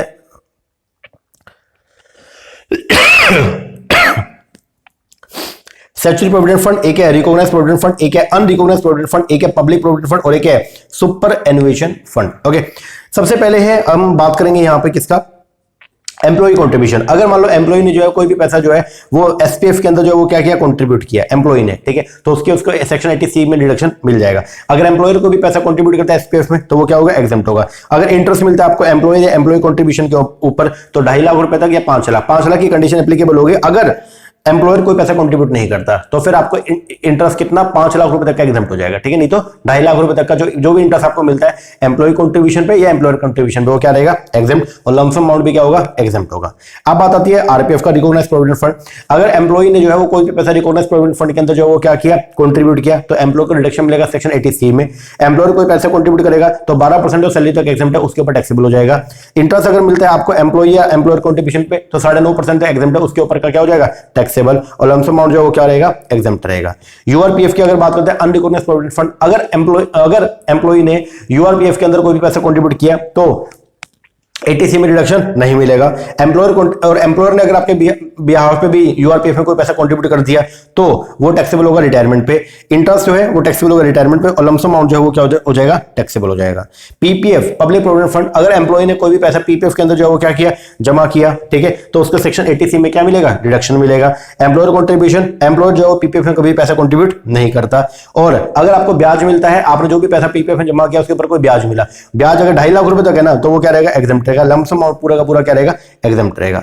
अगर आपने सुपर एनुएशन फंड में कोई भी पैसा कंट्रीब्यूट किया तो जितना पैसा आप खुद कंट्रीब्यूट करोगे तो सेक्शन 80C के अंदर आपको रिडक्शन मिल जाएगा। एम्प्लॉयर कंट्रीब्यूशन जो है वो क्या रहेगा, 7.5 लाख रुपए तक एग्जेम्प्ट है, उसके ऊपर क्या हो जाएगा, टैक्सेबल। इंटरेस्ट अगर मिलता है वो सारा एग्जेम्प्ट है और लमसम अमाउंट भी क्या रहेगा, एग्जेम्प्ट रहेगा, ठीक है। इसके बाद में है कुछ आपका ये लीव सैलरी, ठीक है। गवर्नमेंट एम्प्लॉय जो है तो लीव सैलरी आपकी, अगर आपने लीव सैलरी को क्या कर दिया, एनकैश करवा लिया तो जो भी आपको पैसा मिला पूरा का पूरा एग्जेम्प्ट है। नॉन गवर्नमेंट एम्प्लॉय के केस में जो लीव सैलरी है, ठीक है, तो उसके लिए आपकी ये 4 कंडीशन, 4 में जो सबसे कम होगा वो क्या हो जाएगा, एग्जेम्प्ट, बाकी amount taxable. Leave salary receive या 3 लाख रुपए, ये याद करके जाना, इसका जो लिमिट होती है वो कितनी है, 3 लाख। जैसे ग्रेचुटी में 20 लाख है तो इसकी कितनी है, 3 लाख, ठीक है। तीसरी लिमिट क्या है, 10 टाइम्स द एवरेज सैलरी। और जो चौथी लिमिट है वो क्या है, लीव एट द क्रेडिट, जितनी लीव आपकी अभी पेंडिंग है इनटू में एवरेज सैलरी पर मंथ, इसको मल्टीप्लाई करके जो आएगा, इन चारों लिमिट में जो सबसे कम होगा वो क्या होगा, एग्जाम, बाकी अमाउंट क्या होगा, टैक्सेबल। फिर रिट्रेंचमेंट कंपनसेशन, अगर एम्प्लॉय को जो क्या कहते हैं रिट्रेंच कर दिया, जो है वो उसको निकाल दिया, निकालने पर उसको कुछ कंपनसेशन पे कर दिया तो 5 लाख रुपए तक जो भी कंपनसेशन मिला वो क्या रहेगा आपका, एग्जाम। अगर एम्प्लॉय खुद छोड़ के चला गया तो उसको और वॉलंटरी रिटायरमेंट पे अगर कोई भी उसको कंपनसेशन मिलता है तो 5 लाख रुपए तक वो क्या रहेगा, एग्जेम्प्ट रहेगा। आगे फिर आता है अलाउंसेस में फुली टैक्सेबल। ये कुछ अलाउंसेस जो फुली टैक्सेबल है, जितना भी मिला पूरा का पूरा अमाउंट क्या होगा, टैक्सेबल होगा। Like DA, dinner allowance, entertainment allowance हो गया, सिटी कंपनसेटरी अलाउंस हो गया, मेडिकल अलाउंस हो गया, lunch medical allowance, medical facility बात नहीं हो रही है, मेडिकल अलाउंस फुली टैक्सेबल है, ठीक है ना। फिर लंच या टिफिन रिफ्रेशमेंट अलाउंस हो गया, ओवरटाइम अलाउंस हो गया, सर्वेंट अलाउंस हो गया, वार्डन अलाउंस हो गया, नॉन प्रैक्टिसिंग अलाउंस हो गया, टेलीफोन या any other allowance which is not exempt, जो एग्जाम्प्ट नहीं है तो वो टैक्सेबल होगा। फिर कुछ आएंगे पार्टली टैक्सेबल, ये कौन कौन से हैं, ये 6 अलाउंस ऐसे जैसे uniform, traveling, daily helper, academic conveyance, जितना अमाउंट मिलेगा उतना जो है उसमें से जितना आपने खर्च कर दिया ऑफिशियल ड्यूटी को परफॉर्म करने में वो एग्जाम्प्ट हो जाएगा, बाकी अमाउंट टैक्सेबल। फिर आएंगे कैटेगरी बी के अंदर कुछ आपके पर्सनल पर्पस के लिए जितना अलाउंस मिला उनमें से ये लिमिट है, इतने आपके एग्जाम्प्ट हो जाएगी, बाकी अमाउंट टैक्सेबल हो जाएगा। जैसे चिल्ड्रन एजुकेशन अलाउंस 100 रुपए पर मंथ पर चाइल्ड अप टू 2 चाइल्ड तक है, हॉस्टल एक्सपेंस अलाउंस 300 रुपए पर मंथ पर चाइल्ड अप टू 2 चाइल्ड तक, और जो ट्रांसपोर्ट अलाउंस है वो है ओनली हैंडीकैप के लिए, कितना 3200 रुपए पर मंथ तक जो है वो क्या रहेगा, एग्जाम्प्ट रहेगा। इसके अलावा फिर कुछ अलाउंसेस ऐसे हैं जैसे आपका डेली अलाउंस हो गया, ठीक है, तो वो जितना भी मिला उसमें से लोअर ऑफ अमाउंट रिसीव, जो भी अमाउंट रिसीव उसका 70% या फिर 10,000 रुपए पर मंथ, इन दोनों में से जो सबसे कम है वो क्या हो जाएगा, एग्जाम्प्ट हो जाएगा, ठीक है। एचआरए के लिए जो 3 कंडीशन है, rent paid minus 10% of salary, और मेट्रो सिटी में तो 50% या नॉन मेट्रो में 40% सैलरी, और तीसरा जो है वो एक्चुअल अमाउंट रिसीव, तीनों में जो सबसे कम होगा वो क्या हो जाएगा, एग्जाम्प्ट। इसके अलावा फुली एग्जाम्प्ट अलाउंस के अंदर क्या, डेली अलाउंस हो गया, या अलाउंस रिसीव बाय द जज of the high court, supreme court, या allowance receive by the government employ, या आपके allowance and the perquisite given to the chairman या मेंबर ऑफ द यूपीएससी, या allowances paid by the UNO, ये सब जो है वो क्या है आपके फुली एग्जाम्प्ट होंगे, ठीक है। इसके अलावा अलाउंस टू रिटायर्ड चेयरमैन या member two of the UPSC, अगर उनको कोई अलाउंस मिलता है तो 14,000 रुपए पर मंथ तक जो है वो क्या रहेगा, एग्जाम्प्ट रहेगा। सिटी कंपनसेटरी अलाउंस जो है एरिया वाइज जो 300 से 7,000 रुपए तक का अमाउंट है। बॉर्डर अलाउंस जो एरिया वाइज 200 से 1,300 रुपए तक एग्जाम्प्ट है। ट्राइबल एरिया अलाउंस है वो 200 रुपए पर मंथ तक एग्जाम्प्ट है। City compensatory field area allowance 2,600 रुपए पर मंथ तक एग्जाम्प्ट है। कंपनसेटरी मॉडिफाइड अलाउंस जो है वो 1,000 रुपए पर मंथ तक एग्जाम्प्ट रहेगा। काउंटर इंसर्जेंसी अलाउंस जो है वो 3900 रुपए पर मंथ तक एग्जाम्प्ट रहेगा। अंडरग्राउंड अलाउंस है वो 800 रुपए पर मंथ तक एग्जाम्प्ट रहेगा। हाई एल्टीट्यूड अलाउंस जो है वो 1,060 रुपए पर मंथ तक एग्जाम्प्ट रहेगा, और 1,600 रुपए पर मंथ तक एग्जाम्प्ट रहेगा अगर 15,000 फीट से ऊपर एल्टीट्यूड है तो। हाईली एक्टिव एरिया अलाउंस है वो 4,200 रुपए पर मंथ तक एग्जाम्प्ट रहेगा। आइलैंड ड्यूटी अलाउंस है वो 3,250 रुपए पर मंथ तक क्या रहेगा, एग्जाम्प्ट रहेगा।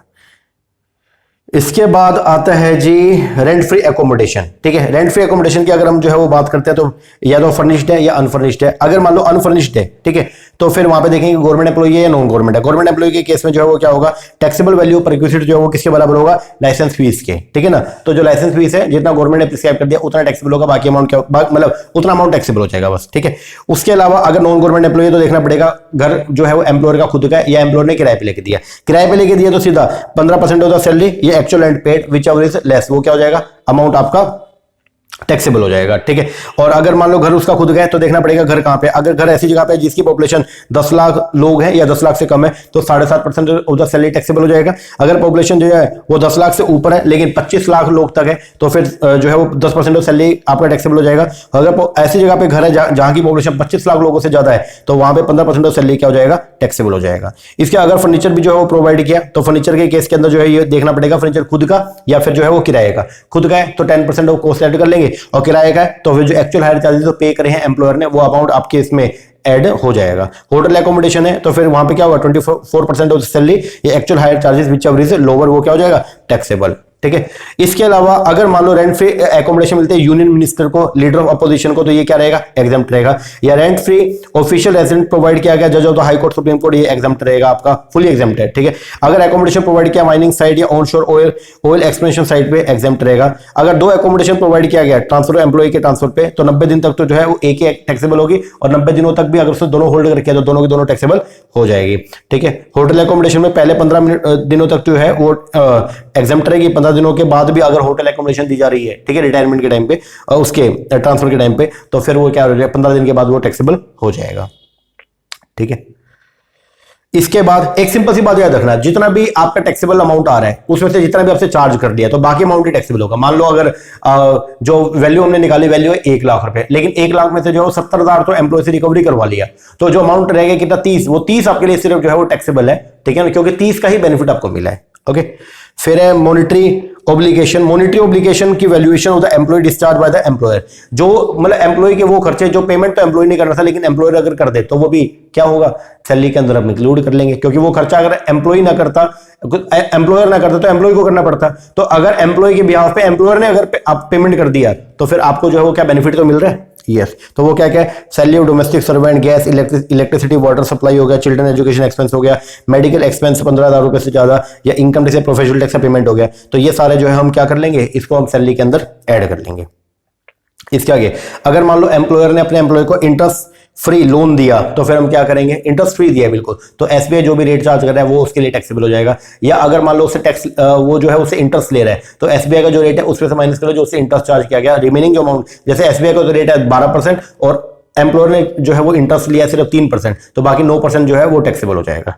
ठीक है, इसके अलावा ट्रेवलिंग एकोमोडेशन टूरिंग अगर दिया है किसके लिए, ऑफिशियल पर्पस के लिए तो पूरा का पूरा एग्जाम्प्ट रहेगा, लेकिन अगर दिया प्राइवेट पर्पस के लिए तो फिर ये देखा जाएगा वहां पे क्या amount incurred by the employer, जो भी खर्चा एम्प्लॉयर ने किया, ठीक है, जो उसको जनरल पब्लिक के लिए अगर वो करता तो वो पे करना पड़ता, माइनस में amount take out from the employee, बाकी अमाउंट क्या हो जाएगा, टैक्सेबल हो जाएगा। फ्री मील अगर दिया गया है तो क्या, अगर फ्री मील का अमाउंट जो 50 रुपए से क्या है एक्सेस है, ठीक है, तो जैसे 80 रुपए है तो 80 से ऊपर मतलब 50 से ऊपर कितना 30 रुपए जो है वो पर मील के हिसाब से क्या हो जाएगा, टैक्सेबल हो जाएगा। लेकिन जो भी अमाउंट रिकवर किया उसमें से क्या कर लेंगे, माइनस कर लेंगे। अगर ऑफिस आवर के दौरान जो है वो चाय या नॉन अल्कोहलिक बेवरेजेस जो है वो अगर मिलती है तो वो एग्जाम्प्ट है, मतलब वो टैक्सेबल है ही नहीं। ठीक है, इसके अलावा अगर गिफ्ट मिलता है आपका कैश में तो फुली टैक्सेबल है, अगर काइंड में मिला तो 5000 रुपए से अगर उसके ऊपर की वैल्यू है तो ही वो टैक्सेबल होगा, नहीं तो वो क्या रहेगा, एग्जाम्प्ट रहेगा।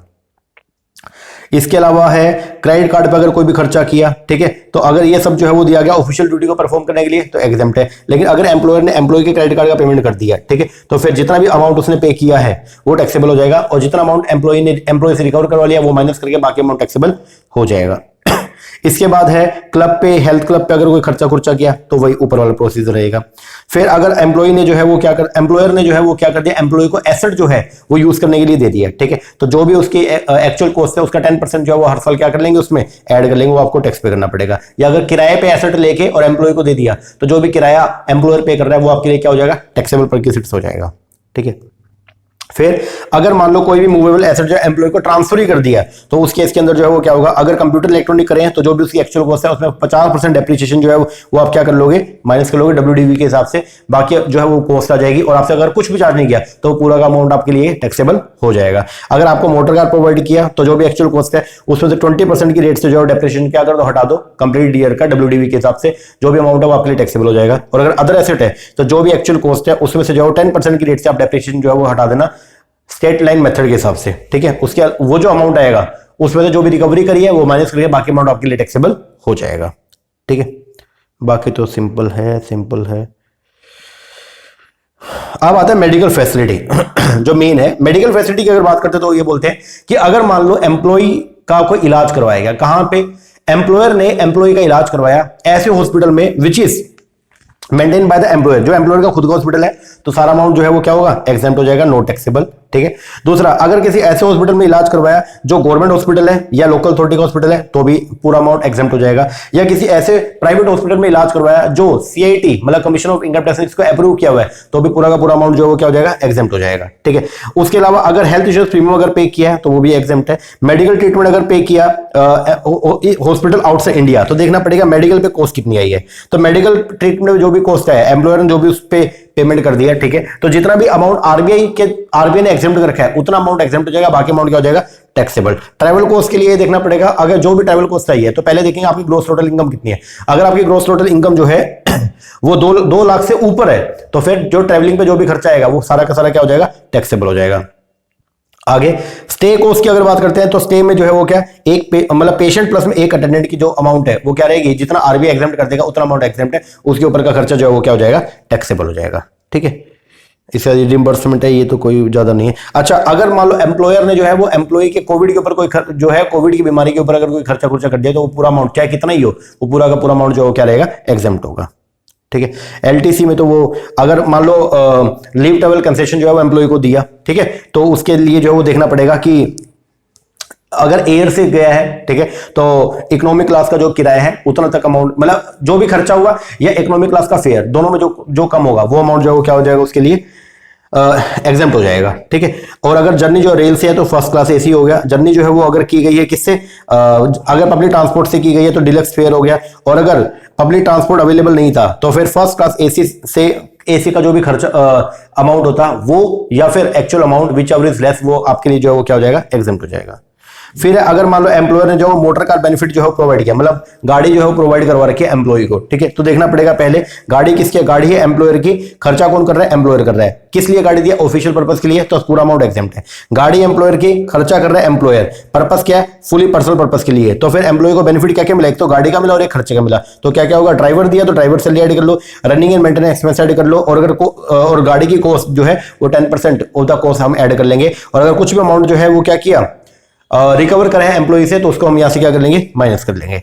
इसके बाद गाड़ी एम्प्लॉयर की, खर्चा एम्प्लॉयर भर रहा है, गाड़ी दोनों पर्पस के लिए यूज हो रही है, ठीक है, तो उसमें जो है वो क्या होगा, बड़ी गाड़ी है छोटी गाड़ी है, बड़ी गाड़ी है छोटी गाड़ी है तो 1800 रुपए पर मंथ, और अगर बड़ी गाड़ी है तो 2400 रुपए पर मंथ क्या हो जाएगा, टैक्सेबल हो जाएगा। गाड़ी एम्प्लॉयर की, खर्चा एम्प्लॉय भी, अब खर्चा कौन कर रहा है, एम्प्लॉय कर रहा है, गाड़ी ऑफिशियल पर्पस के लिए चलती है तो टैक्सेबल वैल्यू नील रहेगी। गाड़ी एम्प्लॉय की, खर्चा एम्प्लॉय कर रहा है, और गाड़ी फुली पर्सनल पर्पस के लिए चलती है तो खर्चा तो एम्प्लॉय बियर कर रहा है, लेकिन गाड़ी तो एम्प्लॉयर की है ना, तो एम्प्लॉयर ने जो गाड़ी आपको प्रोवाइड करके उसका 10% हो जाए कॉस्ट है, आप क्या कर लोगे, ऐड कर लोगे। गाड़ी एम्प्लॉयर की, खर्चा एम्प्लॉय कर रहा है, और गाड़ी दोनों पर्पस के लिए चलती है, तो छोटी गाड़ी है तो 600 रुपए पर मंथ तक, और बड़ी गाड़ी है तो कितना 900 रुपए पर मंथ तक जो है वो क्या रहेगा, टैक्सेबल रहेगा। गाड़ी एम्प्लॉयर की, खर्चा गाड़ी एम्प्लॉय की, खर्चा एम्प्लॉयर कर रहा है, और गाड़ी ऑफिशियल यूज के लिए चलती है तो वो परक्यूसिट से है ही नहीं। गाड़ी एम्प्लॉय की, खर्चा एम्प्लॉयर बियर कर रहा है, और गाड़ी पर्सनल यूज के लिए चलती है तो फिर क्या होगा, एम्प्लॉयर ने क्या खर्चा क्या दिया आपको, एम्प्लॉयर ने जो है वो आपको सिर्फ खर्चे का दिया है, तो जो भी खर्चा पे किया एम्प्लॉयर ने वो आपके लिए क्या हो जाएगा, टैक्सेबल हो जाएगा, ठीक है। इसके अलावा मीनिंग ऑफ सैलरी तो ऐसे ही है। फिर टीडीएस, अब एम्प्लॉई जो भी सैलरी कमाएगा, ठीक है, तो एम्प्लॉयर जो है वो क्या करेगा, उसको सैलरी का जो पेमेंट करेगा टीडीएस काट के करता है। अगर मान लो एम्प्लॉय की जो टोटल इनकम है पूरे साल की, वो अगर मिनिमम एग्जम्पशन लिमिट से ज्यादा बैठती है, तो एम्प्लॉयर जो वो क्या करेगा, हर साल जो उसकी सैलरी में से टीडीएस का अमाउंट जो वो क्या कर लेगा, काट लेगा, और टीडीएस जब वो काटेगा तो एम्प्लॉय को जो है वो क्या करेगा, एक सर्टिफिकेट इशू करके देगा, जिसको बोलते हैं टीडीएस का सर्टिफिकेट। सेक्शन मतलब फॉर्म 16 के अंदर वो टीडीएस का सर्टिफिकेट जो जारी करके देगा, और उसको बोलेगा कि भैया ये टीडीएस आपका मैंने काट लिया और मैंने गवर्नमेंट की ट्रेजरी में जमा करा दिया, जब आप रिटर्न फाइल करोगे, ठीक है, तो आप इसको क्लेम कर लेना। तो जो सैलरी का जो टीडीएस का प्रोविजन है उसका सेक्शन है सेक्शन 192, और जो सैलरी कटे मतलब जो टीडीएस कटेगा और एम्प्लॉयर आपको जो सर्टिफिकेट आपको प्रोवाइड करेगा वो है फॉर्म 16 के अंदर। ओके जी सर, लो जी, ये थे सैलरी के प्रोविजन। अब आज का लास्ट चैप्टर है income from house property. Income from house property जो क्या बोलता है, अगर मान लो प्रीवियस ईयर के अंदर आपके पास में कोई घर था और आपने उसके ऊपर जो है उसको रेंट पे दे दिया, और कोई भी अगर रेंटल इनकम आपने कमाई है, ठीक है, तो रेंट का जो भी इनकम आपने कमाई वो सब टैक्सेबल होगी कहां पे, आपके इनकम फ्रॉम हाउस प्रॉपर्टी में। ओके, तो हाउस प्रॉपर्टी की इनकम मतलब कोई भी इनकम हाउस प्रॉपर्टी हेड में आप टैक्सेबल कब करोगे, अगर ये प्रोविजन आपके सेटिस्फाई है। पहला, देयर शुड बी बिल्डिंग होनी चाहिए। दूसरा, असेसी जो उसका ओनर हो, and the house property should not be used for the business and profession. ठीक है जी। अब यहां पे कुछ खास बातें हैं क्या, अगर प्रिंसिपल बिजनेस जो है आपका वो है, मतलब आपका मेन धंधा ही है, आप जो है वो क्या करते हो कि किराए के ऊपर जो है वो प्रॉपर्टी को देने का काम करते हो, मतलब आपने जो है बहुत सारी बिल्डिंग बना रखी है और उनको किराए पे देते हो, और ये आपका मेन बिजनेस है, तो वहां से किराए की जो भी इनकम आएगी वो हाउस प्रॉपर्टी हेड की इनकम नहीं है, वो पीजीबी हेड की इनकम है, क्योंकि आपका मेन काम वो हो गया। ठीक है, अगर मेन जो आपका बिजनेस है वो कंस्ट्रक्शन पर्पस का है, लेकिन अभी तक आपकी क्योंकि प्रॉपर्टी बिकी नहीं है, तो आपने अभी तक बिकी नहीं, इसलिए आपने उसको किराए पे चढ़ा दिया, तो जो भी इनकम आएगा हाउस प्रॉपर्टी जाएगा। अगर आप कंपोजिट इनकम आपको रिसीव होती है रेंट एंड अमेनिटी का, तो इनकम फ्रॉम हाउस प्रॉपर्टी के अंदर आएगा। अगर इनकम मिलती है आपको किसी ऐसी बिल्डिंग से जिसको कंस्ट्रक्ट किया असेसी ने on land not belonging to him, तो भी वहां से अगर आप कोई किराया कमा रहे हो, चाहे आपकी बिल्डिंग, चाहे वो जमीन आपकी नहीं है, लेकिन बिल्डिंग अगर आपने बनाई है उसके ऊपर और वहां से उसको अगर किराए पे दे दिया और वहां से अगर कोई इनकम कमा रहे हो, तो भी वो इनकम आपकी मानी जाएगी इनकम फ्रॉम हाउस प्रॉपर्टी में। या अगर कोई भी पर्सन रिसीव करता है rental income from business of developing, operating and maintaining an industrial park and providing infrastructure facility, तो वहां से भी अगर कोई इनकम आएगा तो भी आपकी इनकम फ्रॉम हाउस प्रॉपर्टी मानी जाएगी। आप कैसे डिटरमाइन करते हैं, तो सबसे पहले हम लोग जो है वो हाउस प्रॉपर्टी के रिगार्डिंग 4 वैल्यू होती है, municipal value, fair rental value, इन दोनों में कंपेयर करेंगे which is higher, higher value को कंपेयर करेंगे किससे, सेंटेंट से, which is lower, lower value को कंपेयर करेंगे एक्सलेंट से, which is higher, higher value जो होगा वो हो जाएगा कि आपका जीएवी, ग्रॉस एनुअल वैल्यू। ठीक है, इसके अलावा बहुत सारे केसेस आपको मैंने करके बताए थे, वो देख लेना। जब भी आप जीएवी निकालोगे तो उसमें से हम लोग जो है वो अनलाइज रेंट को जो है वो माइनस करते हैं। अनलाइज रेंट की रिडक्शन आपको जो है वो मिलेगा ओनली अगर रूल 4 सेटिस्फाई है। रूल 4 के अंदर कितनी कंडीशन है, 4। पहला, टेनेंसी इज बोनाफाइड, मतलब टेनेंसी एग्रीमेंट होना चाहिए। दूसरा, डिफॉल्टिंग टेनेंट जो है उसने मतलब जो किराएदार उसने आपकी प्रॉपर्टी को वैकेट कर दिया हो, या आपने जो वो वैकेट करवाने के लिए स्टेप उठा लियो। तीसरा, जो टेनेंट है, जो किराएदार है, उसके पास आपकी कोई दूसरी प्रॉपर्टी जो है वो किराए पे ना हो, एंड असेसी ने जो है वो अनपेड रेंट को रिकवर करने के लिए सारे स्टेप उठा लिए हो। इसके बाद डिटरमिनेशन कैसे करेंगे, जो सेल्फ ऑक्युपाइड हाउस होते हैं ना, मतलब जो आपका खुद का घर था, तो सेल्फ ऑक्युपाइड के हाउस के केस में जो है वो जीएवी आपकी क्या आती है, नील आती है। ग्रॉस एनुअल वैल्यू क्या आएगा, नील, और जीएवी अगर नील है तो एनुअल वैल्यू भी क्या आएगा, नील आएगा। आपको स्टैंडर्ड डिडक्शन नहीं मिलेगी, सिर्फ एक डिडक्शन मिलेगा, किसका, इंटरेस्ट ऑन लोन का। अगर आपने कोई भी इंटरेस्ट लिया, अगर कोई भी ब्याज आपने पे किया किस पे, अगर आपने कोई लोन लिया हुआ था, ठीक है, किसके लिए, एक घर को बनाने के लिए कोई लोन अगर आपने लिया था तो 2 लाख रुपए तक, और अगर रिपेयर के लिए कोई लोन लिया उसके ऊपर अगर कोई ब्याज पे किया तो 30,000 रुपए तक की आपको डिडक्शन मिलेगी। और सेल्फ ऑक्युपाइड हाउस के केस के अंदर जो है वो हमेशा जो है वो क्या आएगा, आपका इनकम की जगह जो क्या आएगा, लॉस आएगा, किसका, हाउस प्रॉपर्टी का, ठीक है ना। इसके अलावा है आपका लेट आउट हाउस। अगर आपने जो है वो घर किराए पे दिया तो वहां पे आप पहले जीएवी निकालोगे, जीएवी आ गया, उसमें से माइनस करोगे आपका क्या, म्युनिसिपल टैक्स, माइनस करने पर आपका नेट एनुअल वैल्यू आएगा, उसमें से डिडक्शन करोगे, डिडक्शन अंडर सेक्शन 24 की। आप 24 में डिडक्शन तो आपके दो है, एक है स्टैंडर्ड डिडक्शन और एक है आपका इंडस्ट्रियल लोन का। स्टैंडर्ड डिडक्शन कितना है, 30%, और इंडस्ट्रियल लोन की डिडक्शन जो है वो आपकी कितने मिलेगी, कोई लिमिट नहीं है, जितना भी आपका इंटरेस्ट बनता है वो पूरी की पूरी डिडक्शन आपको मिल जाएगी। फिर आपका सेल्फ ऑक्युपाइड हाउस, अगर मान लो कोई घर था, वो आपने पार्ट ऑफ द ईयर तो सेल्फ ऑक्युपाइड किया और पार्ट ऑफ द ईयर आपका लेट आउट था, तो उसमें नॉर्मल ट्रीटमेंट जो आपने पहले किया वैसे ही होगा। और अगर आपका घर है जो deem to be let out है, आपने एक्चुअल में उसको किराए पे दिया नहीं लेकिन हमने मान लिया, क्योंकि एक प्रोविजन है और प्रोविजन ये बोलता है कि अगर आपके 2 से ज्यादा घर हैं, ठीक है ना, तो आप मैक्सिमम 2 घर को ही जो है वो सेल्फ ऑक्युपाइड कर सकते हो, उसके ऊपर के जितने भी घर हैं वो आपको deem to be let out मानने पड़ेंगे, ठीक है। तो उसके केस में पहले वही जीएवी निकालो, जो नॉर्मल ट्रीटमेंट होता है वैसे ही ट्रीटमेंट करना पड़ेगा।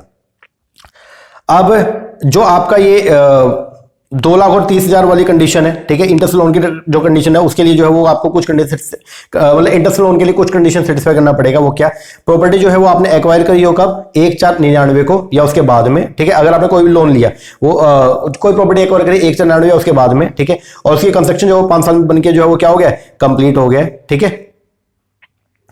और उसके बाद में जो है वो अगर ये ऊपर की कंडीशन आपकी सेटिस्फाई होती है तो आपको जो है डिडक्शन मिलेगी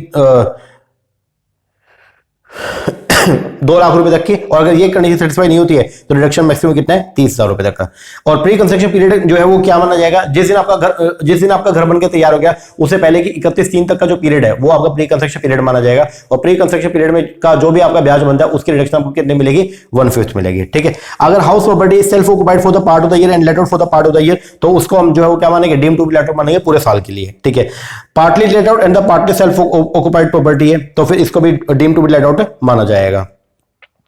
तो यहां अगर पार्टी लेट आउट है एंड पार्टी सेल्फ ऑक्युपाइड है, तो अगर प्रॉपर्टी डिविजिबल है and is partly let out and the party self occupied, अगर आप इसको अलग अलग कर सकते हो, देन एंटायर प्रॉपर्टी को ट्रीट किया जाएगा कि वो 2 अलग अलग प्रॉपर्टी है और अकॉर्डिंगली टैक्स से लगाया जाएगा, ठीक है। In case of the self occupied property और द अनऑक्युपाइड प्रॉपर्टी, तो यहां पे जो वो क्या होगा, द प्रॉपर्टी सेल्फ ऑक्युपाइड, अगर मान लो घर के खुद के घर रहने के लिए जो है आपने प्रॉपर्टी को सेल्फ ऑक्युपाइड कर लिया तो वहां पे नेट एनुअल वैल्यू जो वो क्या आएगा, नील आएगा, और कोई भी आपको बेनिफिट जो है उसके रिगार्डिंग कोई भी डिडक्शन आपको नहीं मिलेगी। अब खास बात, द बेनिफिट जो है ना नील एनुअल वैल्यू का, वो अवेलेबल होगा अप टू 2 हाउस। अगर आपके 10 मकान है तो 10 में से सिर्फ 2 घर को ही आप सेल्फ ऑक्युपाइड कर सकते हो, बाकियों के ऊपर आपको जो है deem to be let out के प्रोविजन आपके एप्लीकेबल हो जाएंगे, ठीक है ना, ये बात ध्यान रखना आप। उसके बाद में बेनिफिट जो है नील वैल्यू का वो ओनली कितना है, 2 सेल्फ ऑक्युपाइड हाउस प्रॉपर्टी तक ही जो है वो क्या है, अवेलेबल है, ठीक है जी। इसके बाद party let out and partly use for business, तो फिर क्या होगा, the income from the part of the property use for the business, वो कहां पे टैक्सेबल होगा, पीजीबीपी में, और जो आपने लेट आउट किया हुआ है और वहां से कोई किराया तो वो टैक्सेबल होगा कहां पे, इनकम फ्रॉम हाउस प्रॉपर्टी के अंदर, ठीक है। अगर प्रॉपर्टी को आप as a stock in trade की तरह जो है वो क्या करते हो, ट्रीट करते हो, तो फिर क्या होगा, इन केस ऑफ प्रॉपर्टी अगर आपने उसको होल्ड किया as a stock in trade तो नोशनल रेंट चार्ज किया जाएगा on the basis of the deemed annual value. This used to pose problem for the real estate developer, और उनको जो है टाइम पीरियड दिया गया और ये बोल दिया कि अगर, ध्यान से सुनना, अगर आपने कोई मकान जो है वो बनाया और मकान बनाने के बाद में आप हो डेवलपर और आपने मकान बना लिया, और मकान बनाने के बाद में अगर 2 साल तक वो नहीं चढ़ता है तो हम आपसे कोई भी जो है नोशनल रेंट चार्ज नहीं करेंगे। लेकिन 2 साल से ऊपर भी हो गया और अभी तक भी आपने उसको बेचा नहीं है, मकान बिका नहीं, तो फिर हम ये मान लेंगे कि आपने उसको किराए पे चढ़ा दिया और आपसे जो वो रेंट चार्ज करना स्टार्ट है, मतलब आपकी वो इनकम फ्रॉम हाउस प्रॉपर्टी मान लेंगे और आपसे टैक्स ले लेंगे, ठीक है ना। तो ये ध्यान रखना, the property is not let during the whole year, तो बोलते हैं if the above condition satisfy annual value of such property और part of the property nil होगी। हाउएवर ये जो कंसेशन है वो अवेलेबल होगा only for a period up to 2 year, 2 साल तक ही ये कंसेशन आपको अवेलेबल होगा from the end of the financial year in which the certificate of completion of the construction of property is obtained from the completion authority, ठीक है। तो notional income जो है उसको रियल इनकम ट्रीट किया जाएगा और उसके ऊपर हम आपसे जो है टैक्स चार्ज करेंगे, ठीक है। स्टेटस, जो स्टेटस है इंडिविजुअल का वो क्या, अगर आप रेसिडेंट है या ऑर्डिनरी रेसिडेंट है, अगर आप रेसिडेंट है ठीक है, तो आपको जो है उसके ऊपर टैक्स पे करना पड़ेगा, कहां पे, इंडिया के अंदर, ठीक है। मतलब अगर इंडियन इनकम है तो फिर आपको इंडिया के अंदर टैक्स पे करना पड़ेगा, ठीक है। लेकिन अगर आप नॉट ऑर्डिनरी रेजिडेंट है और अगर मान लीजिए हाउस प्रॉपर्टी की इनकम जो है वो कहां से, मतलब टैक्स जो है वो आपको रिसीव इंडिया में हो रहा है, तो वो भी इंडियन इनकम है और आपको उसके ऊपर इंडिया में टैक्स पे करना पड़ेगा। तो सिंपल सी बात है, इंडियन इनकम अगर है तो चाहे आपका रेजिडेंशियल स्टेटस कुछ भी हो, चाहे आप जो है वो रेजिडेंट हो, चाहे आप नॉन रेजिडेंट हो, चाहे आप ऑर्डिनरी हो, चाहे नॉट ऑर्डिनरी हो, तो आपको टैक्स इंडिया में पे करना पड़ेगा। लेकिन अगर आप अगर जो इनकम है वो इंडिया में ना तो रिसीव हो रही है ना ही इंडिया के अंदर एक्रू हुई, तो वो क्या होगी, फॉरेन इनकम।